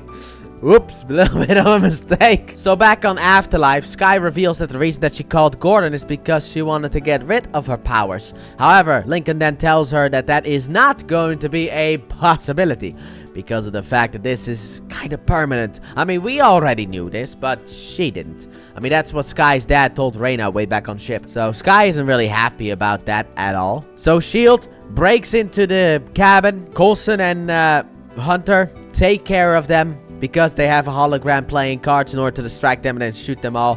Take their outfits and then march up. However, that doesn't really work, because they instantly get found out. So they get caught, put into the back of a jet, and Coulson was talking this entire time about backup. Yeah, there is no backup. Or is there? Because right as the doors are closing for the jet, someone grabs it and pulls it and then takes down the jet. And it's Mike Peterson, aka Deadlock. He's back, boys. I'm a big fan of Mike Peterson. I also like that he is not like a permanent member, but he shows up. Because it always makes, like, if he was a permanent member, it wouldn't be such a hype moment. But now every time he shows up, it's hype moment. But he basically takes care of everyone and then also flies the plane, because neither Hunter nor Coulson can fly the plane. Also, a weird thing is that Gonzalez wants to put Coulson on the index, which I found really weird, because isn't that supposed to be for power people? Also, at the beginning of the episode, he called Sky a thing, so he can kindly leave. I can't say the actual thing. I don't like him. Look, he might be a good guy. He might command some respect in the S.H.I.E.L.D. rankings, but I don't care. I don't like him. So, Lincoln takes Sky towards the outside of Afterlife, and he basically wants to know what her powers are. And she is not really disclosing them, so he's like, grab my hand, which, you know, it's initially hesitant. Shouldn't we first go on a date before hand-holding becomes part of it? You know, you haven't even asked me out yet. Yeah, you already want to hold my hand. But she holds his hand, and then he sends an electric current through her and reveals he has electric powers. But Sky still doesn't reveal what her powers are. And something else gets said as well, because Sky's dad is here as well, locked up like an animal, as he said, in a cage. And Gordon goes by to visit him, and he says that Sky's dad has sealed her fate. I don't know what that means, but that sounds bad. And Gordon has said, and Sky afterwards finds Gordon, and she's like, can you send a message to my friends that I'm okay? And he's like, I mean, I could try, but I don't think the elders are gonna be that, I don't think they're gonna be happy about that, or even say yes to that, so. Alright, this place is starting to look less like a tropical resort and a bit more like a prison-ish. A prison at which point you can be free inside, but you're never allowed outside. However, as Fitz is trying to leave, he learns from Mac, who he doesn't see as a friend anymore, that Gemma is studying the box. So he pulls up some stuff and he notices something. So he goes downstairs and yells at Gemma's like, look. Also, when he picks up the box, everyone pulls a gun on him, so that's fun. But he's basically like, look, you might as well have packed my bags yourself. Doing this stuff that you're doing right now, I don't want to have anything to do with you. Okay? You are seriously right now sealing my fate of leaving already. Because I can't stay if you're like this. So he leaves. He actually leaves. He gets a free pass to leave. Meanwhile, back on Afterlife, we have Sky, who, because initially there was promise of pizza, but that promise was taken away. But she's eating popcorn with Lincoln, and Lincoln mentions that there's another one like her here. And Sky is like, but you said that was the only... You mean Raina? She is here. And then he tries to be defensive, like, look, I told you no one here is gonna hurt you. It's like, where is she? And she starts to shake the building and then walks off. And she knows where Raina is because she pointed at one building, and he was like, oh yeah, that is also a transition room, but we're not using that one anymore. So she blasts that thing open. Guess she's getting a little bit more of a handle on her powers. And then sees Raina, and they have a little bit of an interaction, and then Sky is ready to just end her. And then Raina's like, yes, kill me. I don't want to live like this monster. What I am on the outside is what you are on the inside. And stuff like that. And then one of the elders comes in, the Asian woman, who Sky will later and potentially also would have referred to as, hey, Mom. Yep, Mommy is here, but she doesn't reveal that she is Sky's mommy. But she then tells Sky to stop, and also that she is going to be her Sky's guide. So that's cool. Also, May gets offered a seat on the board. Don't know if she's gonna take it, because the episode doesn't really go into that. And Coulson is gonna do the worst possible thing ever, because he's gonna find a middleman. Look, we have people on S.H.I.E.L.D., we have people on Hydra. Let's search for Grand Ward. I know you're expecting Grand Ward in this episode, but sadly enough, we have to wait, because, you know how back in Season 1, we got that episode about the backstory of Melinda May, where everyone was telling lies and stuff like that? How about we see what actually truly happened? So this episode starts off with Melinda May in the shower. And her husband comes in, and they talk about having a kid. So they want to have children. But before we can get to that part, we need to help with an index person first, because there's another person that we need to put on the index. Also in this episode, we learned that the whole reason that S.H.I.E.L.D. basically is mad at, suspicious of Coulson is because he has been sending parts to Deathlock, and that he has something known as a Theta protocol. And when I set that protocol, I know I said, for anyone who watched my Avengers Age of Ultron spoiler talk, I said in that one, but maybe thanks Coulson when the helicarrier showed up. Yeah, that's the Theta protocol. I remember now. When they said Theta protocol, it's like a light bulb went off in my head. I was like, oh hey, that one. Right. And also, May is kind of getting a bit suspicious of Coulson, which, to be honest, I don't necessarily like. However, I do like the fact that Gemma is still on our team and gave Fitz the black box in the last episode. So, Gemma is basically still on our team. Meanwhile, on Afterlife, Mum is teaching Sky how to use her powers, and she causes an avalanche, which is either a good thing or a bad thing. And also, she explains that no one can know of their, well, connection. And I will say this, I love the way that they revealed it, the whole mom thing. I love that stuff. It was so emotional and so heart-gripping. But now she can't share it with nobody. Because then, obviously, you know, oh, hey, look, the boss is picking favorites. Yeah, that kind of stuff is gonna happen, so let's keep it to ourselves. So, May and Coulson go over to meet the individual in question, the person for the index, and things do not go all that well. And then we have these bad guys who kidnap a little girl, and they also get the woman who is the index person, who apparently has super strength, which we later learn she is an inhuman from Afterlife. So the S.H.I.E.L.D. team goes in order to take care of business, but then we don't hear back from them, so that's fun. It goes horribly wrong.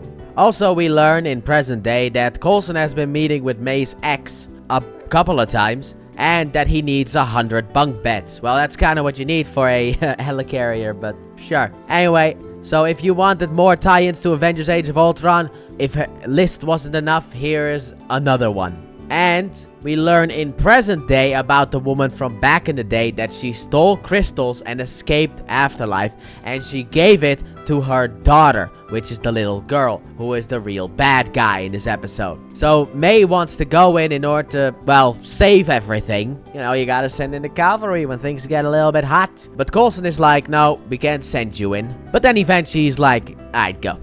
I'll deal with the military. You go in there, you get that little girl safely out of there, okay? So Melinda May goes in, takes everyone out, learns the fact that there's something wrong with the people in there, and then thinks it's the adult woman.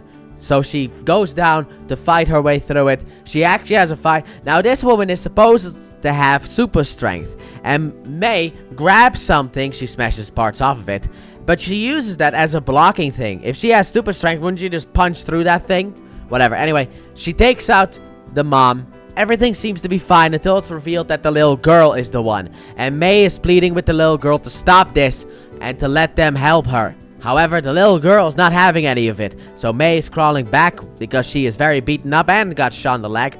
Finds a gun and bam, baby. And bam goes the little girl. Yeah, that's why Melinda May is the way she is now. Because in the flashback, she is happier. She looked a bit happier. And now that she has done that, she isn't happy no more. And now we officially know why Melinda May was not...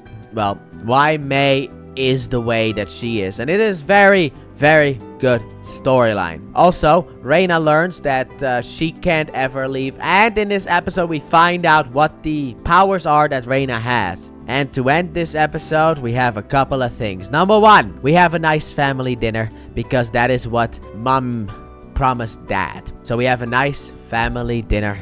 And it's actually... I know that her dad is a murderous psychopath. And her mom is at this very moment an unknown. But seems nice. But it is still nice for her. She also thanked her dad, which made me feel all different feelings. It was so beautiful, dude. I mean, she basically says thanks. She doesn't use the words, but she says thank you to her dad. And you can see the dad just being like, yes. And I was like, yes, fantastic. And then they have a nice little dinner. However, Reina had a dream about Sky having a dinner with her father and having daisies. And that's her power. Reina can look into the future. And also, what I find weird, this is just a little weird thing about this sequence, is the fact that her mother calls her Sky instead of Daisy. I found that really weird, because it's your daughter. But I love the way that they did that stuff where Daisy's just like, yeah, my family never loved me. You know, like, I never had a family at all. I kept going from foster home to foster home. I don't even know when I was born, and then eventually the mom breaks. It's like July 2nd. But we learn also that Sky is now 26 years old. And to fully end the episode, the little post-credit scene, we have Fitz in a bathroom at a diner, and basically he's being followed, so he uses his science in order to open up the toolbox and then hacks a Coulson's tablet and asks for a means of escape. He's like, can you help me lose a tail? And then Hunter's like, is there a hair dryer? Oh, you're in a bathroom, huh? So there's one of those hand dryers right there, right? Don't worry, Fitz, you're gonna be perfectly fine. Episode 18 starts off with Fitz escaping and meeting up with Coulson. I do like, they get to the roof, Fitz goes into the plane, obviously, stealth modes, and then the dude just runs into the plane. And then they take off. And we learn that List has had another failed experiment. Back on Afterlife, Cal, Sky's dad, is going to be sent away. And back at the S.H.I.E.L.D. base, we have Bobby and Mac who are training. And then at the end, they're kind of wondering about if they are truly on the right side. Because Coulson's not a bad guy, and you're putting all of your manpower into Coulson. When Hydra is just like, alright, we got free roam, boys! We got free roam! We can do whatever we want. They're busy searching for Coulson, so let's put our plan into action. Because in this episode, we learned that Hydra has been tracking Gordon and basically taking the people that Gordon has dropped off. So while Hydra is doing that, S.H.I.E.L.D. is fighting S.H.I.E.L.D. Hydra could not have had a better day. Also, 33 gets her face back, and we kidnap her. Kind of. We hold her hostage so that we can get to Ward. And Ward comes in. He has like 5 million guns on him and a couple of knives and like a toothpick or something like that. I don't know what that last one thing was that he grabbed. But we meet up with Ward because we need his help. And we have a deal for him. Help us and your charges are cleared. You're gonna be a free man. However, we need to do the Tahiti program to your brain. We kind of need to erase your memory a bit. But outside that, hey, perfectly fine, right? You'll be a free man. No questions asked. And then he's like, yeah, that's not gonna happen. And then Cole's like, yeah, but you're a good guy. And he's like, all right, I'm in. It doesn't happen exactly like that, but you get what I mean. So then at night, they're gonna use, So we're gonna use Bakshi to get into Hydra. Meanwhile, in Afterlife, Sky wants to go with her dad because of the fact that if he goes alone and he just gets dropped off, it's gonna be a gigantic mistake. So initially, Mom is like, no, and then she's like, alright, fine, you can go. So Gordon takes them to, as she thought, China, because she asked that before. She's like, so you're gonna go to China? And then he's like, no, I come from Washington, don't you worry about that. And I'm gonna be honest here, I kind of wish they went to China. The streets would have probably been a lot cleaner, because I've never seen such disgusting streets in my life before. Like, I know that they always paint America and New York to be this beautiful place, but there's so much garbage around. Like, it is the most disgusting place I have seen in my, well, okay, maybe not like that, but it looks disgusting. How can you people live there? America's a disgusting place, dude. It feels like it's riddled with diseases and rats and ugh. But Sky goes with her dad, and they have basically a daddy-daughter date, as he called it, which I liked. And I like the fact that Sky is kind of getting closer with her dad, because that is kind of something that, in a sense, she's always wanted. So, Bakshi goes in, and the plan was for Bakshi to go alone. Bakshi does not go alone. Mike goes with him, and Bakshi can talk his way out of any situation, and he does. However, then the things go a bit south when he offers Deadlock to Hydra. However, that eventually becomes part of the plan. Like, just go with it, okay? So, we have another, like, teleportation location. So, Hydra goes over there. We follow them. And it turns out they're going to Sky. Also, Sky, while she's with her dad, steals a guy's phone, calls May, and tells them, like, look, my dad is here, and he's not gonna be a happy cappy, okay? You need to bring him in, okay? You need to kind of lock him up, but be nice to him, please. And then she leaves the phone on, and in order so that they can track the location. So now, new S.H.I.E.L.D. can go over there as well. Hydra is coming here as well, and Coulson is also coming here, so yeah, this is gonna be interesting. So Sky and her dad go to where her dad worked. And on the door, she sees the name Johnson. And it's like, is that your name? And then he's like, yeah. And then she's like, Daisy Johnson. Which is what would have been her name if she had been with her parents. Daisy Johnson would have been her name. And also, that's the name of the comic book character later on known as Quake. Which is what Daisy will be known as later on as well. I really like this storyline for Sky. But we have a little bit of a memory moment. And then Sky just kind of gets sick of it. Because she's like, look, I'm a 26-year-old woman, okay? There's not gonna be any more, like, you can't reminisce about the past things that never came to be, okay? We all have our own lives. And then she kind of lets it, and then she's like, don't worry, I'm gonna visit. And then he's like, visit? Where are you going? What do you mean? And then there's some commotion, and I thought it was Hydra. So they go outside, and it turns out Lincoln has been following them, as we learned before. Because also, Ethan has been kidnapped, and that is what I meant with the fact that Hydra has been going after the people that Gordon dropped off. But Lincoln is like, look, man, okay, I'm here because of in order to protect her, and also, yeah, I'm not the bad guy, okay? But then Hydra comes into play. Initially, they think it's S.H.I.E.L.D, but then Sky's like, no, that's Hydra. So Hydra comes into play, so the dad fights off some of the Hydra. We got Lincoln who fights some of Hydra. Sky runs away because if she has no control of her powers yet, so if she gets into a fight, she can bring the whole building down. Also, her dad owns the building, and her dad has money. He's not rich, as he says, even though, let's be honest here, if you can buy a building, I would say you're pretty rich, alright? As someone who grew up poor, yeah, you're rich. I don't care. Like, we couldn't even go on, like, vacation to, like, a different country. For us, vacation was taking a bike ride, which, by the way, I'm not complaining right now, but, like, that's the perspective. We didn't have money to go to another country. So, yeah, I personally see that as rich. But we have a fight, then S.H.I.E.L.D comes in, and they see the fact that Sky's here, because Sky sees Mike. And, so Coulson goes in, and Ward and the rest of them go in, except for Fitz. Fitz also doesn't really lose his connection with Deadlock, because of the fact that someone's trying to hack in. And of course, it has to be at the moment when Mike Peterson is looking at both Coulson and Ward at the same time. For crying out loud. It's not what it looks like, okay? But in the end, Coulson and Sky see each other. Sky runs up to Coulson, and then Gordon comes in and takes her away. What a prick he is. So Coulson's like, nah, lost her again. No. And Hydra also captures Lincoln and Deadlock. And now we need a new plan. So in the post-credit scene, Coulson is like, what's up, Bobby? Hey, Mac, how you doing? Take me to your leader. So we start off episode 19 with Reina having flashes of bad things to come. And Gordon, Sky, and Cal return to Afterlife. And Cal is really happy and basically reveals to everyone that Sky is their daughter. So that's fun. So during this commotion thing, Gordon goes back to try and save Lincoln and gets basically a wound across his head.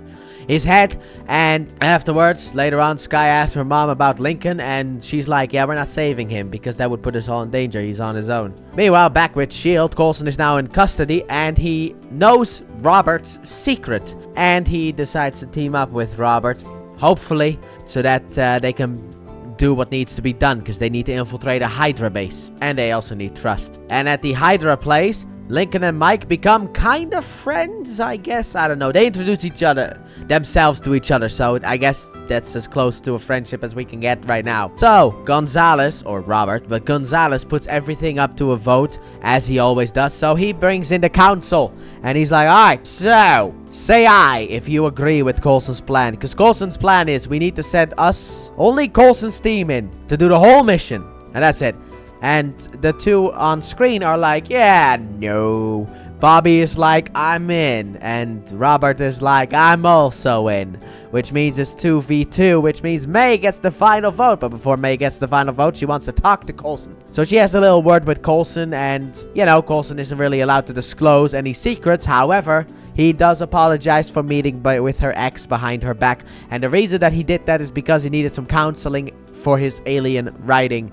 He needed therapy, let's be honest there. That's the only reason they met up. Also, we have Fitz bragging to Simmons about how he attacked Ward in the previous episode. Which, I mean, he tried, but he didn't really get that close, let's be honest. But to be honest, hey, if you want to impress a woman, you must go overboard. They had to pull me off of him, is a pretty going overboard. Back on Afterlife, Sky asks Gordon if he can send her back. And then he's like, no. And then Reina comes in and is like, look, alright, I had a vision. Sky can rescue Lincoln. Sky needs to be there, okay? Send her back. And then she's like, well, actually, you know what? I don't really know if my visions are all that well. Because why would Coulson team up with Ward? And then Sky's like, you are telling the truth.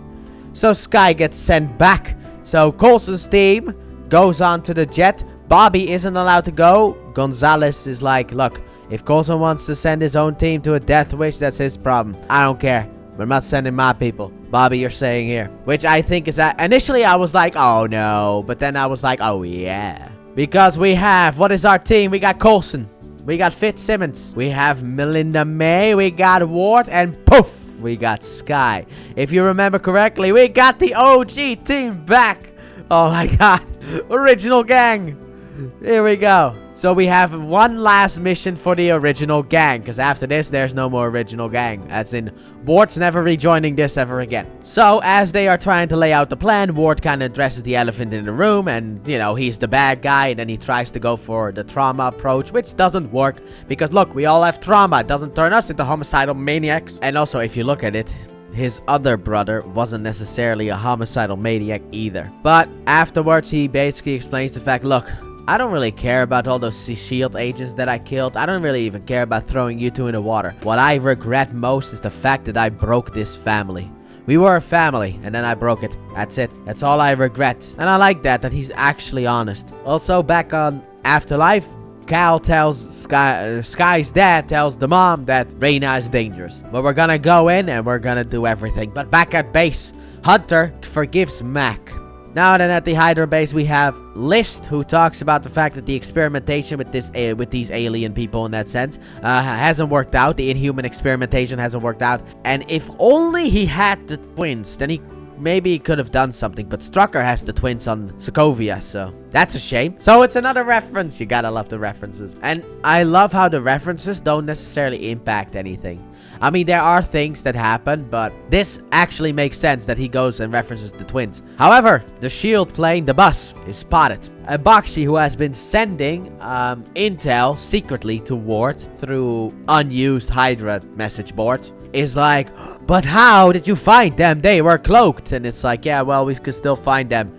Basically, hey, I don't care for a reason, just we found them. So they shoot at the bus. And the bus blows up. No, the bussy, why? But they use the jet on top of the bus in order to safely kind of glide down. Safely as safely can be with an exploding plane around you. And in order to be part of the debris. Which also, yo, people who live in America, why is debris spelled with an S at the end? So, main team goes inside. We then split up. Sky, Ward, and Gemma go one way, and we have Coulson, May, and Fitz who go the other way. And also Bakshi joins Ward's team. Because of course he does. He's being mind controlled. He's being brainwashed by Ward. So of course he wants to go with Papa, I guess. So they go in. They get shot at. And then Sky uses her powers of like kaboosh. And Shadow's lying right now on my foot. So that's fun. But she uses the power. And then Ward is like, so that's what happened in Puerto Rico. Good to know. So they take out a bunch of Hydra people. List May escapes because we still need him for Age of Ultron. That man is supposed to die to Tony Stark. They go in. They find Mike and Lincoln. He is somewhere else, but Lincoln, and they rescue them, but Lincoln is kind of dying. So Sky uses her powers in order to restart his heart, which I was like, wait, but you just learned how to use your powers. Isn't this a little bit dangerous? But thankfully it works, so that's good. But it's a bit weird that it just works like that. I mean, I don't want Lincoln to die, obviously, but she barely has had training with her powers, even though we don't really know how much time has passed between things. So maybe she had like a full day of training with her mom. I mean, she did train with like controlling her powers on like the glasses and also with the avalanche. So maybe it's enough for now. But Gemma is also on this mission for another reason, which we learned earlier in the episode. Because Gemma would like to put one of those splinter bombs inside a Ward. So now she has a prime opportunity. She follows Ward. Ward's alone. At least it looks that way. So she throws it. And then Bakshi's like, sir, watch out! And then wants to grab a weapon. But the splinter bomb is inside of him, so he vanishes. And then it looks like Ward's gonna kill her. And then he's like, you've changed, Gemma. For shame. And he walks off. So we basically succeed. The rest of S.H.I.E.L.D. later on comes in to bomb the base. And we're back at base and everything is fine. However, Ward then calls Coulson, and he has left Kara with S.H.I.E.L.D., who is Agent 33. And also, on the base, Coulson wanted to... He was downloading some data, kind of like what Black Widow was doing with Winter Soldier. And that data, we learn later on, is the fact that that is the location of the scepter that he sends to Maria. And that's how the Avengers know where to go to get the scepter. It all's connected. But also, we learned that Gonzalez only agreed on this mission so that the powered people, the enhanced, would be now in their possession. So that's a bit annoying, if I'm being honest there. So that's gonna cause some trouble in the next 3 episodes. But as you may have noticed, this is the last episode before Avengers Age of Ultron.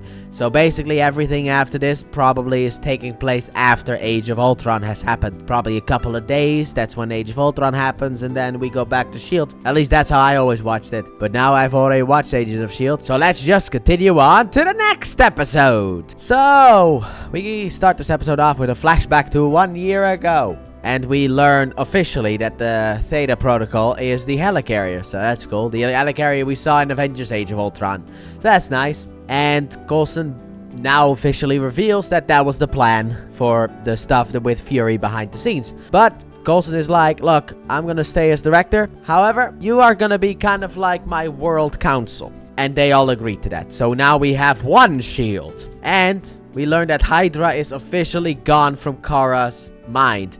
And also, basically, most of Hydra has been wiped out. So that's good, at least for now that we know of. And Lincoln, he starts electrifying things and then he wakes up. As in, like, he starts messing with the lights. He turns the lights on and off again. He's one of those pricks. And he wakes up. Yay. But he's not happy that he's with S.H.I.E.L.D. But Sky tells him to not worry about it. Don't worry at all. Meanwhile, back on Afterlife, Raina has a vision about a special stone. So, she and Gordon go to the place where the special stone is, which is in the S.H.I.E.L.D. Because they have been talking about having something at the bottom of the S.H.I.E.L.D. ship.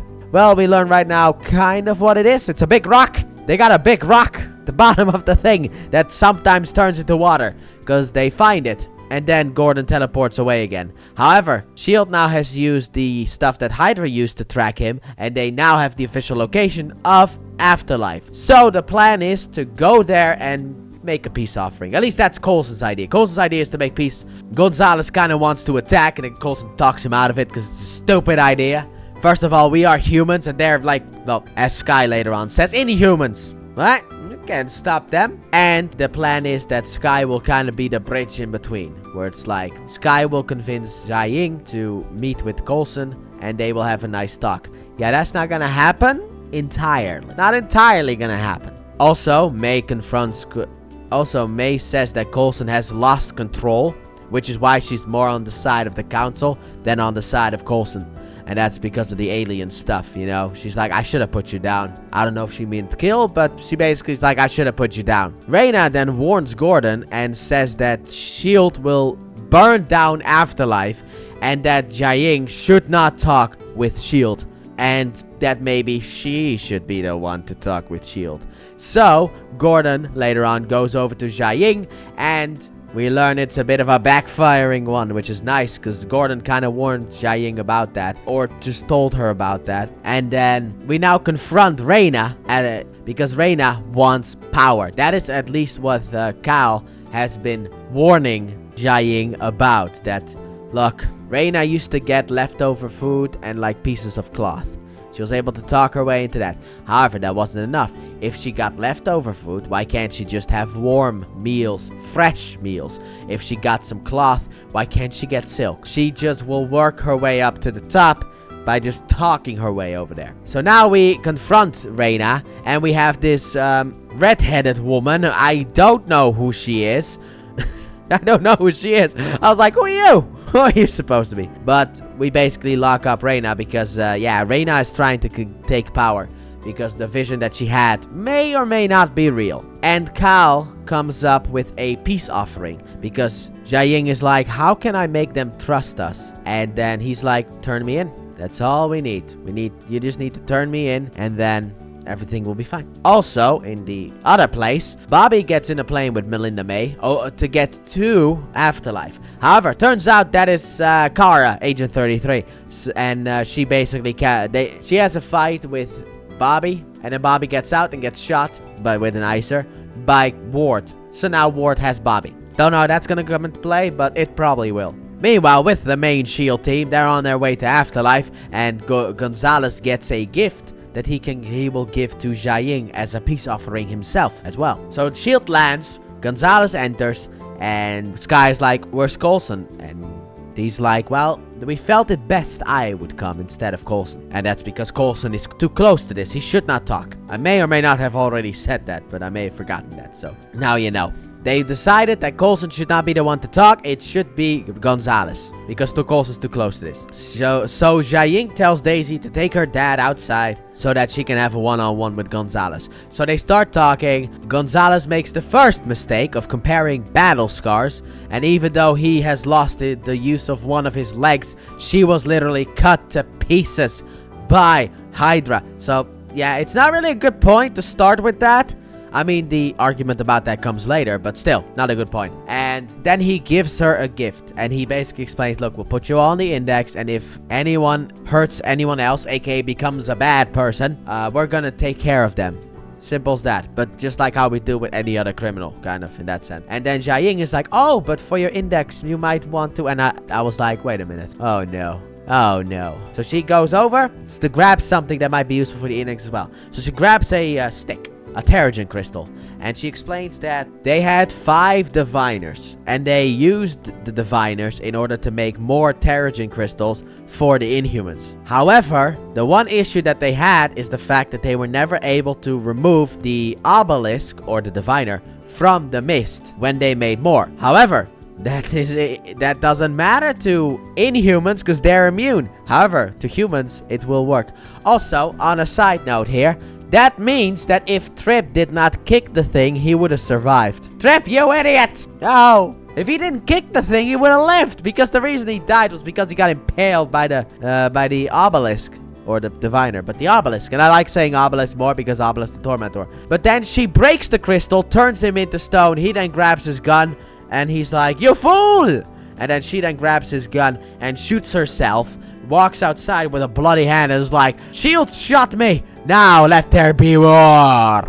SOS Part 1. So, this episode starts off with basically where the last one left off. S.H.I.E.L.D gets rushed to the hospital. Coulson figures out that Gonzalez wouldn't do this because this is a stupid move. Absolutely stupid move. And Gordon teleports an Inhuman into a jet from S.H.I.E.L.D. and he uses that jet in order to attack one specific building, which is where Gonzalez was, so evidence is gone. But it looks like S.H.I.E.L.D is attacking us. So I guess the whole Reyna saying that, afterlife will burn was actually true, and Reyna is actually a good person and isn't after the throne like Cal would have suggested. But Skye fights S.H.I.E.L.D. and then May shows up, and May and Skye have a battle because she still believes that her mom is the good person in the storyline, which we all know not to be true. So basically her mom gets brought to the hospital, and then she wants Skye and Lincoln to leave, and Skye goes to Reyna and be like, alright, so that whole burning afterlife thing, yeah, was kind of true. So what else you got? She's asking for spoilers, but Reyna won't really give spoilers initially. But she will say that Skye is destined to lead all of the Inhumans. She is destined to become the Inhuman leader. And we also learn that from, Skye's mom, that all of this was done so that we could get Skye on our side. That's why the whole theatrics happened, because S.H.I.E.L.D wants Skye on her side. And we learned that Skye's mom heals by taking life from someone else. That's how she's been able to stay alive for this long. Which kind of makes me think, did Whitehall have to do that too or not? And we have the fact that S.H.I.E.L.D officially learns the truth of what happened. However, S.H.I.E.L.D wants to attack, at least the council, I guess. And Coulson is like, yeah, no, that would be a bad idea. So Mac comes in, and then they ask Mac his opinion, and Mac is also like, that would be a bad idea. So it's nice to see that Mac agrees. And also, we learned in the last episode that Cal took some drugs. We don't know what they were. Apparently, they were for super strength. So that's nice. However, Coulson is also kind of torturing him in the room, because first up, he puts the room at like super cold. And then he makes the room super hot in order to get information out of him. And the information that we get out of him is the fact that he's here basically to take out as many S.H.I.E.L.D agents as he can. That's as simple as it can be. Meanwhile, over at the ship, we have Gordon, who is kind of stealthily putting people in their places for the ship takeover. They really want to take over that ship. And Mac gets sent to fix the weapons. So, since we got some time to fill and Bobby was taken, let's go over there and see how that's going. So, they're basically trying to torture Bobby the same way that Ward tortured his brother into confessing for his crimes. And then they can kill her. However, she ain't doing that. He even makes a thing that will numb any pain and then basically make you feel it. Maybe tenfold. I don't know if it's tenfold. So he starts to put things in her under her nails and then just leaves her there. And then it wears off and she feels all the pain. And she's like, look, I had to give up a S.H.I.E.L.D. hideout. I didn't know you were in there. And for one moment, she breaks free and doesn't escape. But she gave it a valiant attempt. But they learn from this that she is absolutely willing to die. So we need a new way. So what they do is Ward just puts her in a chair, binds her to that chair, places a gun next to her and points it at the door, and then have a trigger where if the door opens, the gun will fire and the first person through that door dies. And that's gonna come into play next episode, because then we don't get the resolution to that part in this episode. So Sky's dad starts having he starts to die, basically. However, Coulson is adamant to save him because no matter how you look at it, that is still Sky's dad. And let's say her mom dies at the end of this season, she can't lose her dad as well. So, in order to save his life, Gemma put some adrenaline in him. And beforehand, he was saying that he made a drug that made him stronger. However, he was kind of missing something. What was he missing? Adrenaline. That was the thing that he was missing. So now the thing is fully formed. And in the comics, he is called Mr. Hyde. So I'm going to call him that from now on. Until, you know, he goes back to normal. If he goes back to normal. So, Mr. Hyde attacks S.H.I.E.L.D. And the Inhumans start blocking. And the Inhumans have taken Sky with Lincoln, by the way. He's walking with them. Lincoln, why? Thought you were one of the good ones. But they take Sky and lock her up in the ship. And Mac sees this, so Mac in the next episode is gonna go on a rescue mission. And we learn that the redhead can multiply, which can be either very good if you would like a wife with whom you can have a threesome and not cheat, or very bad because in case you are in an argument with her, you will always be outnumbered. And also we learned that everything that Mr. Hyde, I guess, has done has been because Jiaying ordered him to. She has always been in control of him. So when he had to attack that village, take the drugs, and the drugs are actually the reason why he has gone fully insane. So Jiaying has literally ruined Sky's dad because she didn't want to get her hands dirty. So Mr. Hyde starts chasing people around, and I love the actor who portrays him. I don't know, look up his name. Kyle Lashlan, whatever. Kyle, it does a fantastic job as this character. I love him in this show, but especially in this moment, because it's like Fitz is like, all right, come on, Gemma, run, and then so he's just like, yes, let's all run. It's so funny. He's so funny. But they get into a room, and then Coulson pins him with a car, and he's like, now it's time to talk. And that was SOS Part 1, so let's see what we got at Part 2. Here we are, season finale. And I will say it's better than the first. Also, I forgot to say something about the last episode that I remembered. And that was the fact that Sky saw her mom kill Reina. And that's why she gets captured and put on the ship. I kind of skipped over that by accident. I was done. I started watching the next episode. I was like, I forgot. So this episode starts off with Coulson and Mr. Hyde.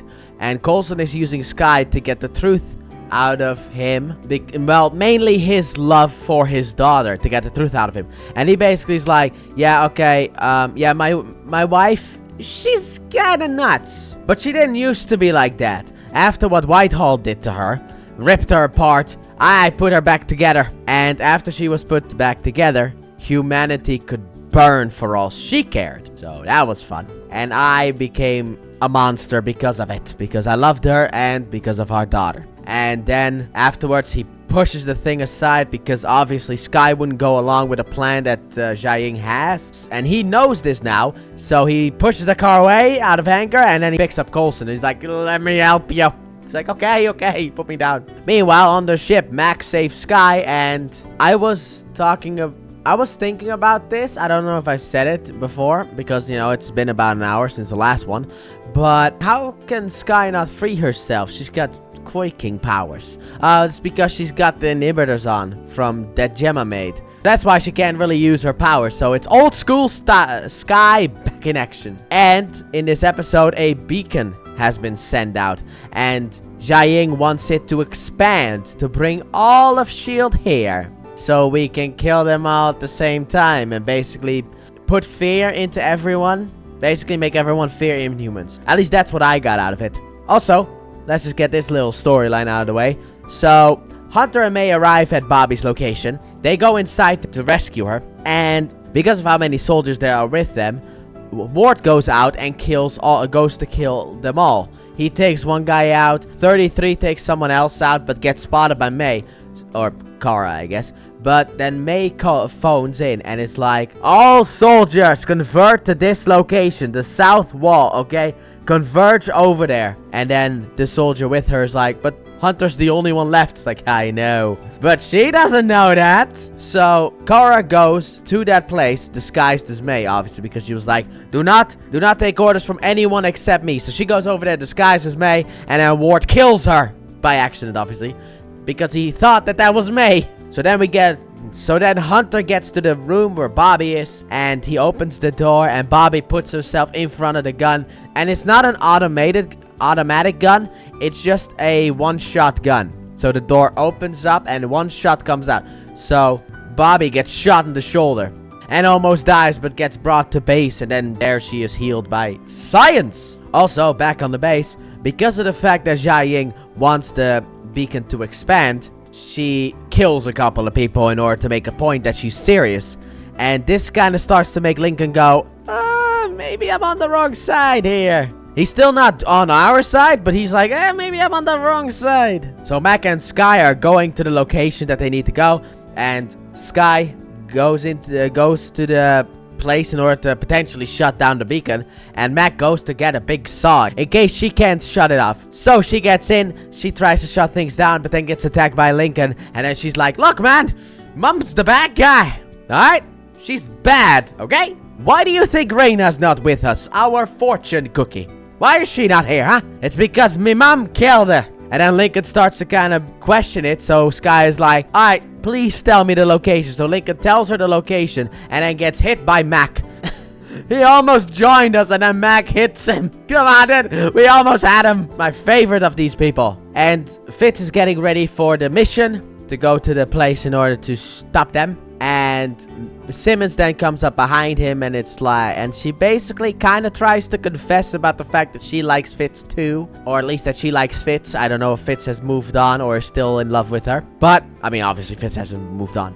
But she kind of implies that it's like, look man, I want to talk about this. He's like, really? Now? It's like, no, it doesn't have to be now. And I was like, grow a backbone, tell him. He already told you, so what's the worst that can happen? But she's like, no, don't worry about it. You do your mission, but maybe afterwards we could talk. And Fitz is like, there's nothing to talk about. And she holds his hands like, maybe there is. As in a hint, let's like, I like you too. So he leaves, we go on to the mission. And on the way over there, apparently in the message itself, Sky put a Morse code that basically says it's a trap. And also later on says that, you know, where the crystals are. At least some of them, not all of them. So Coulson calls into the rest of the rest of S.H.I.E.L.D. and is like, leave now. We'll deal with this. You guys leave. So everyone else leaves. Coulson's plane goes in. They go inside. And then then after that, we have Mac versus Gordon. Which is actually a fight that, you know, Mac can't really win because he's just swinging and missing, boys. He's swinging and missing. Then we have Mr. Hyde, which is what I'm calling to call him until the end of the episode. He goes in. He's like, beforehand, he told Coulson that it's like, no, you take care of the crystals and all that stuff. I'll take care of my wife. So he goes, he finds his wife. He tries to talk her down. Doesn't work. Gordon teleports him away in the ship, but like to a different location in the ship because we still need him. And then they can proceed with the plan. So good try. But Sky is fighting against the multiplying woman. So she's doing initially pretty well. They try to do a hallway scene, Daredevil style. It doesn't really work because you got the same people. So that I know that there are cuts or at least edits in there. It's not perfect, but they do give it a shot. And it looks actually pretty cool. It's a bit too much slow motion though. It's like it's directed by Zack Snyder. But eventually she gets overpowered because there's an infinite number of these women. Of this woman? Women? I mean, it's multiple, but it's all the same. So, it's confusing my tiny little brain. But then Lincoln sees May, and then they both save Sky. So Lincoln is officially on our side. He may have been hit in the head by Mac, but he's on our side. What a guy. And Coulson and Fitz arrive at Mac's location, and Fitz puts up his keeping Gordon in one location thingies on the walls. And then Gordon comes in, and he basically locks him in, and then they all start to fight Gordon, and Gordon's like, how did you trap me here? And he's like, science, biatch. And just... That's what Fitz says. Oh, what an actual legend he is. So Skye goes to her mom in order to one last try to stop her. And she then grabs her daughter and tries to kill her. Basically, sucking the life force out of her own daughter.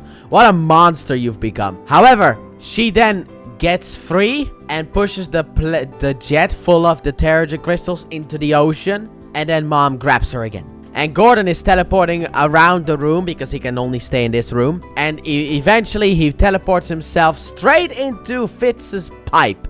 Which is like, how did you do that? And he then drops a Terrigen crystal, which Coulson then catches, and then Mac just cuts off his hand. Just instantly. It's like, oh god, oh god, I'm gonna die. Ow, my hand, it's gone. No, why, my hand? That's basically how it went. And as mom is killing Daisy, dad comes in, and he is not very happy. And he says to Daisy that she shouldn't have to do it, because he will. So he grabs her, breaks something from her inside of her so that she lets go of Daisy, and then he kills her. Officially kills her. And I love this moment because of course Skye shouldn't have to kill her own mom, but she needs to be stopped. And man, it's so painful because it's like, yay, we beat the bad guy. But also, no, Skye lost her mom. She finally had her whole family back together, only for it to get destroyed because after what Whitehall did, her mom kind of came back, not really being her mom anymore. But now everything is saved, kind of, but not really. But kind of, but not really. I mean, the Terrigen crystal still got into the ocean, which will infect fish and potentially the water. But let's just say the fish, which will then be used to make a bunch of stuff like fish oil and, you know, just eating fish and all that stuff. So it's not fully saved. There's a lot of problems coming next season. However, basically the bad guy's plan was stopped. So we won. Let's just say that, okay? We won. So it's all good, except for the fact that Skye lost her mom. So, in the post-war scene, we have Coulson says that he put Mac in charge of all the alien stuff because it freaks him out. And May is gonna leave S.H.I.E.L.D. And then in some kind of a bar, Ward basically becomes the new head of Hydra. At least, kind of. I mean, he's gonna use it for his own personal gains, but the one guy says Hail Hydra, so I guess it is Hydra.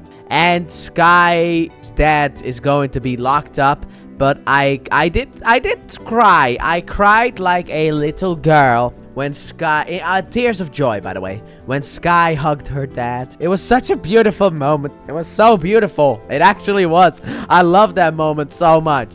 But the dad thinks he's going to prison, but what he's actually going to do is he's gonna go through the Tahiti program, wipe his memories, and then get sent out into the world again as a new person. Basically before Jia-Ying made him use experimental drugs upon himself that ruined his brain. But it also erases all of the memories of Skye. So Skye goes over to the clinic and he's like, can I help you? And she's like, oh no, I'm just passing through. And then he basically makes a promotion for like the animal clinic that he has. And yeah, it is a sad moment, but also a happy moment. Because technically she can see her dad whenever she wants, if she wants to. So he is not dead. And actually, he is now the person that he was supposed to be. The problem is he just doesn't remember her. So little issues. And then Coulson makes Skye the leader of a new team of enhanced people, Inhumans, I guess. And later on, they're going to be called Secret Warriors. But they kind of line it up anyway. Because Skye's like, look, we can't be popular like the Avengers, okay? We gotta be more secret-like. And it's like, yeah, Secret Warriors. And then, for the final scene of this season, we have the fact that Fitz asks Simmons to go on a date with her, and she basically says yes, and then Simmons gets pulled into the big rock for next season, because we didn't really delve into what that thing is, and that will be next season, because next season is more of the Inhuman storyline. And my goodness, as I said in my actual review of this season, I love this season. I have not scored it yet by the time of recording this, but I love this season. It is such a huge improvement, and for me, is the main reason that Agents of S.H.I.E.L.D. stayed. Because, like, Season 1 was bumpy. Like, it was good, but mainly more from the middle onwards. But it was a bit of a bumpy ride, because also sometimes we got, like, filler episodes. And I love how this season technically handles 3 storylines, no matter how big. Technically 4, but I'm not really gonna count that Ward storyline as an actual storyline. Because it starts off with S.H.I.E.L.D. versus Hydra and mainly Whitehall. But because of the fact of the experiments that Whitehall did, that sets up, which we see in the first arc, that sets up the second arc. It's not so out of nowhere. Kind of like how after, this will be for the next thing I'll review. It's a bit of a spoiler. But in Daredevil Season 2, you have one point where Punisher just gets put away and then Elektra shows up. It's like, it feels jarring. I will talk about it then as well, but it feels jarring. Elektra was not set up in the first half of Season 2. She just shows up because it's like 2 separate storylines kind of combining into one. And they kind of make it work, but also not really. But still, it's really good because it's Daredevil. But, like, there are problems there. Here we have set up for what comes later with the Inhuman stuff already at the beginning. Sky, like, the reason that Whitehall survived for so long is because of the fact that he butchered Sky's mom. And also, in the beginning, well, more towards the middle, but we kind of get the whole Bobby and Mac have a secret going on, and maybe they're not fully on board with the team as they said that they were, and that will lead into that second storyline, that in-betweener storyline of Gonzalez, which then goes into the third storyline, which is the Inhuman storyline. I love the way that the show just, like, balances all that stuff. Would I have liked to see more Inhuman stuff? Yes, but that's next season, so. But I love that stuff and how it unlocks her powers and how it turns Sky into Daisy Johnson, aka later on Quake. But I love how it handles that. It is very good with handling that because she learns that her dad is a psychopath first, and then learns that he actually is still a good person. He just got, he's just a family man trying to put his family back together. However, the opposite way turns for her mom, because her mom was good at the beginning and then turned bad. So I like that parallel as well with the parents, where it's like one was bad, turned good, one was good, turned bad, kind of thingy. I also love that they take the stuff, like, I don't know how much of this was planned in Season 1, but Reina from the beginning was like, I am meant for something more. Sky's past has more stuff in it. We have the whole Cavalry storyline. We don't get really answers to that. So I don't know if they plan to do Inhumans in Season 2, or if it was like, oh my god, we got a Season 2. Alright, let's do Inhumans. Kind of like that. But I really love this season. It is so far my favorite, obviously. However, it's not my favorite season of Agents of S.H.I.E.L.D. That season for me at the moment is still Season 4. But who knows? Maybe a rewatch will put that one down. But that has been my spoiler talk for Agents of S.H.I.E.L.D. Season 2. It is finally finished, and I had a blast. So, comment down below and let me know your thoughts, spoiler-filled of course, on Agents of S.H.I.E.L.D. Season 2. Did you love it as much as I did? Did you not like it? Tell me down below. And also, because it's spoilers, you can officially tell me why in full detail if you want to. But with that being said, thank you all so very much for watching, and I hope you guys have enjoyed. And if you did, please like button, subscribe if you're new, if you're not already, turn on notifications, don't forget to check out my Let's Play channel, link in the description and at the end of the video. And I'll see you guys next time, where we go into the small world of Ant-Man. Bye!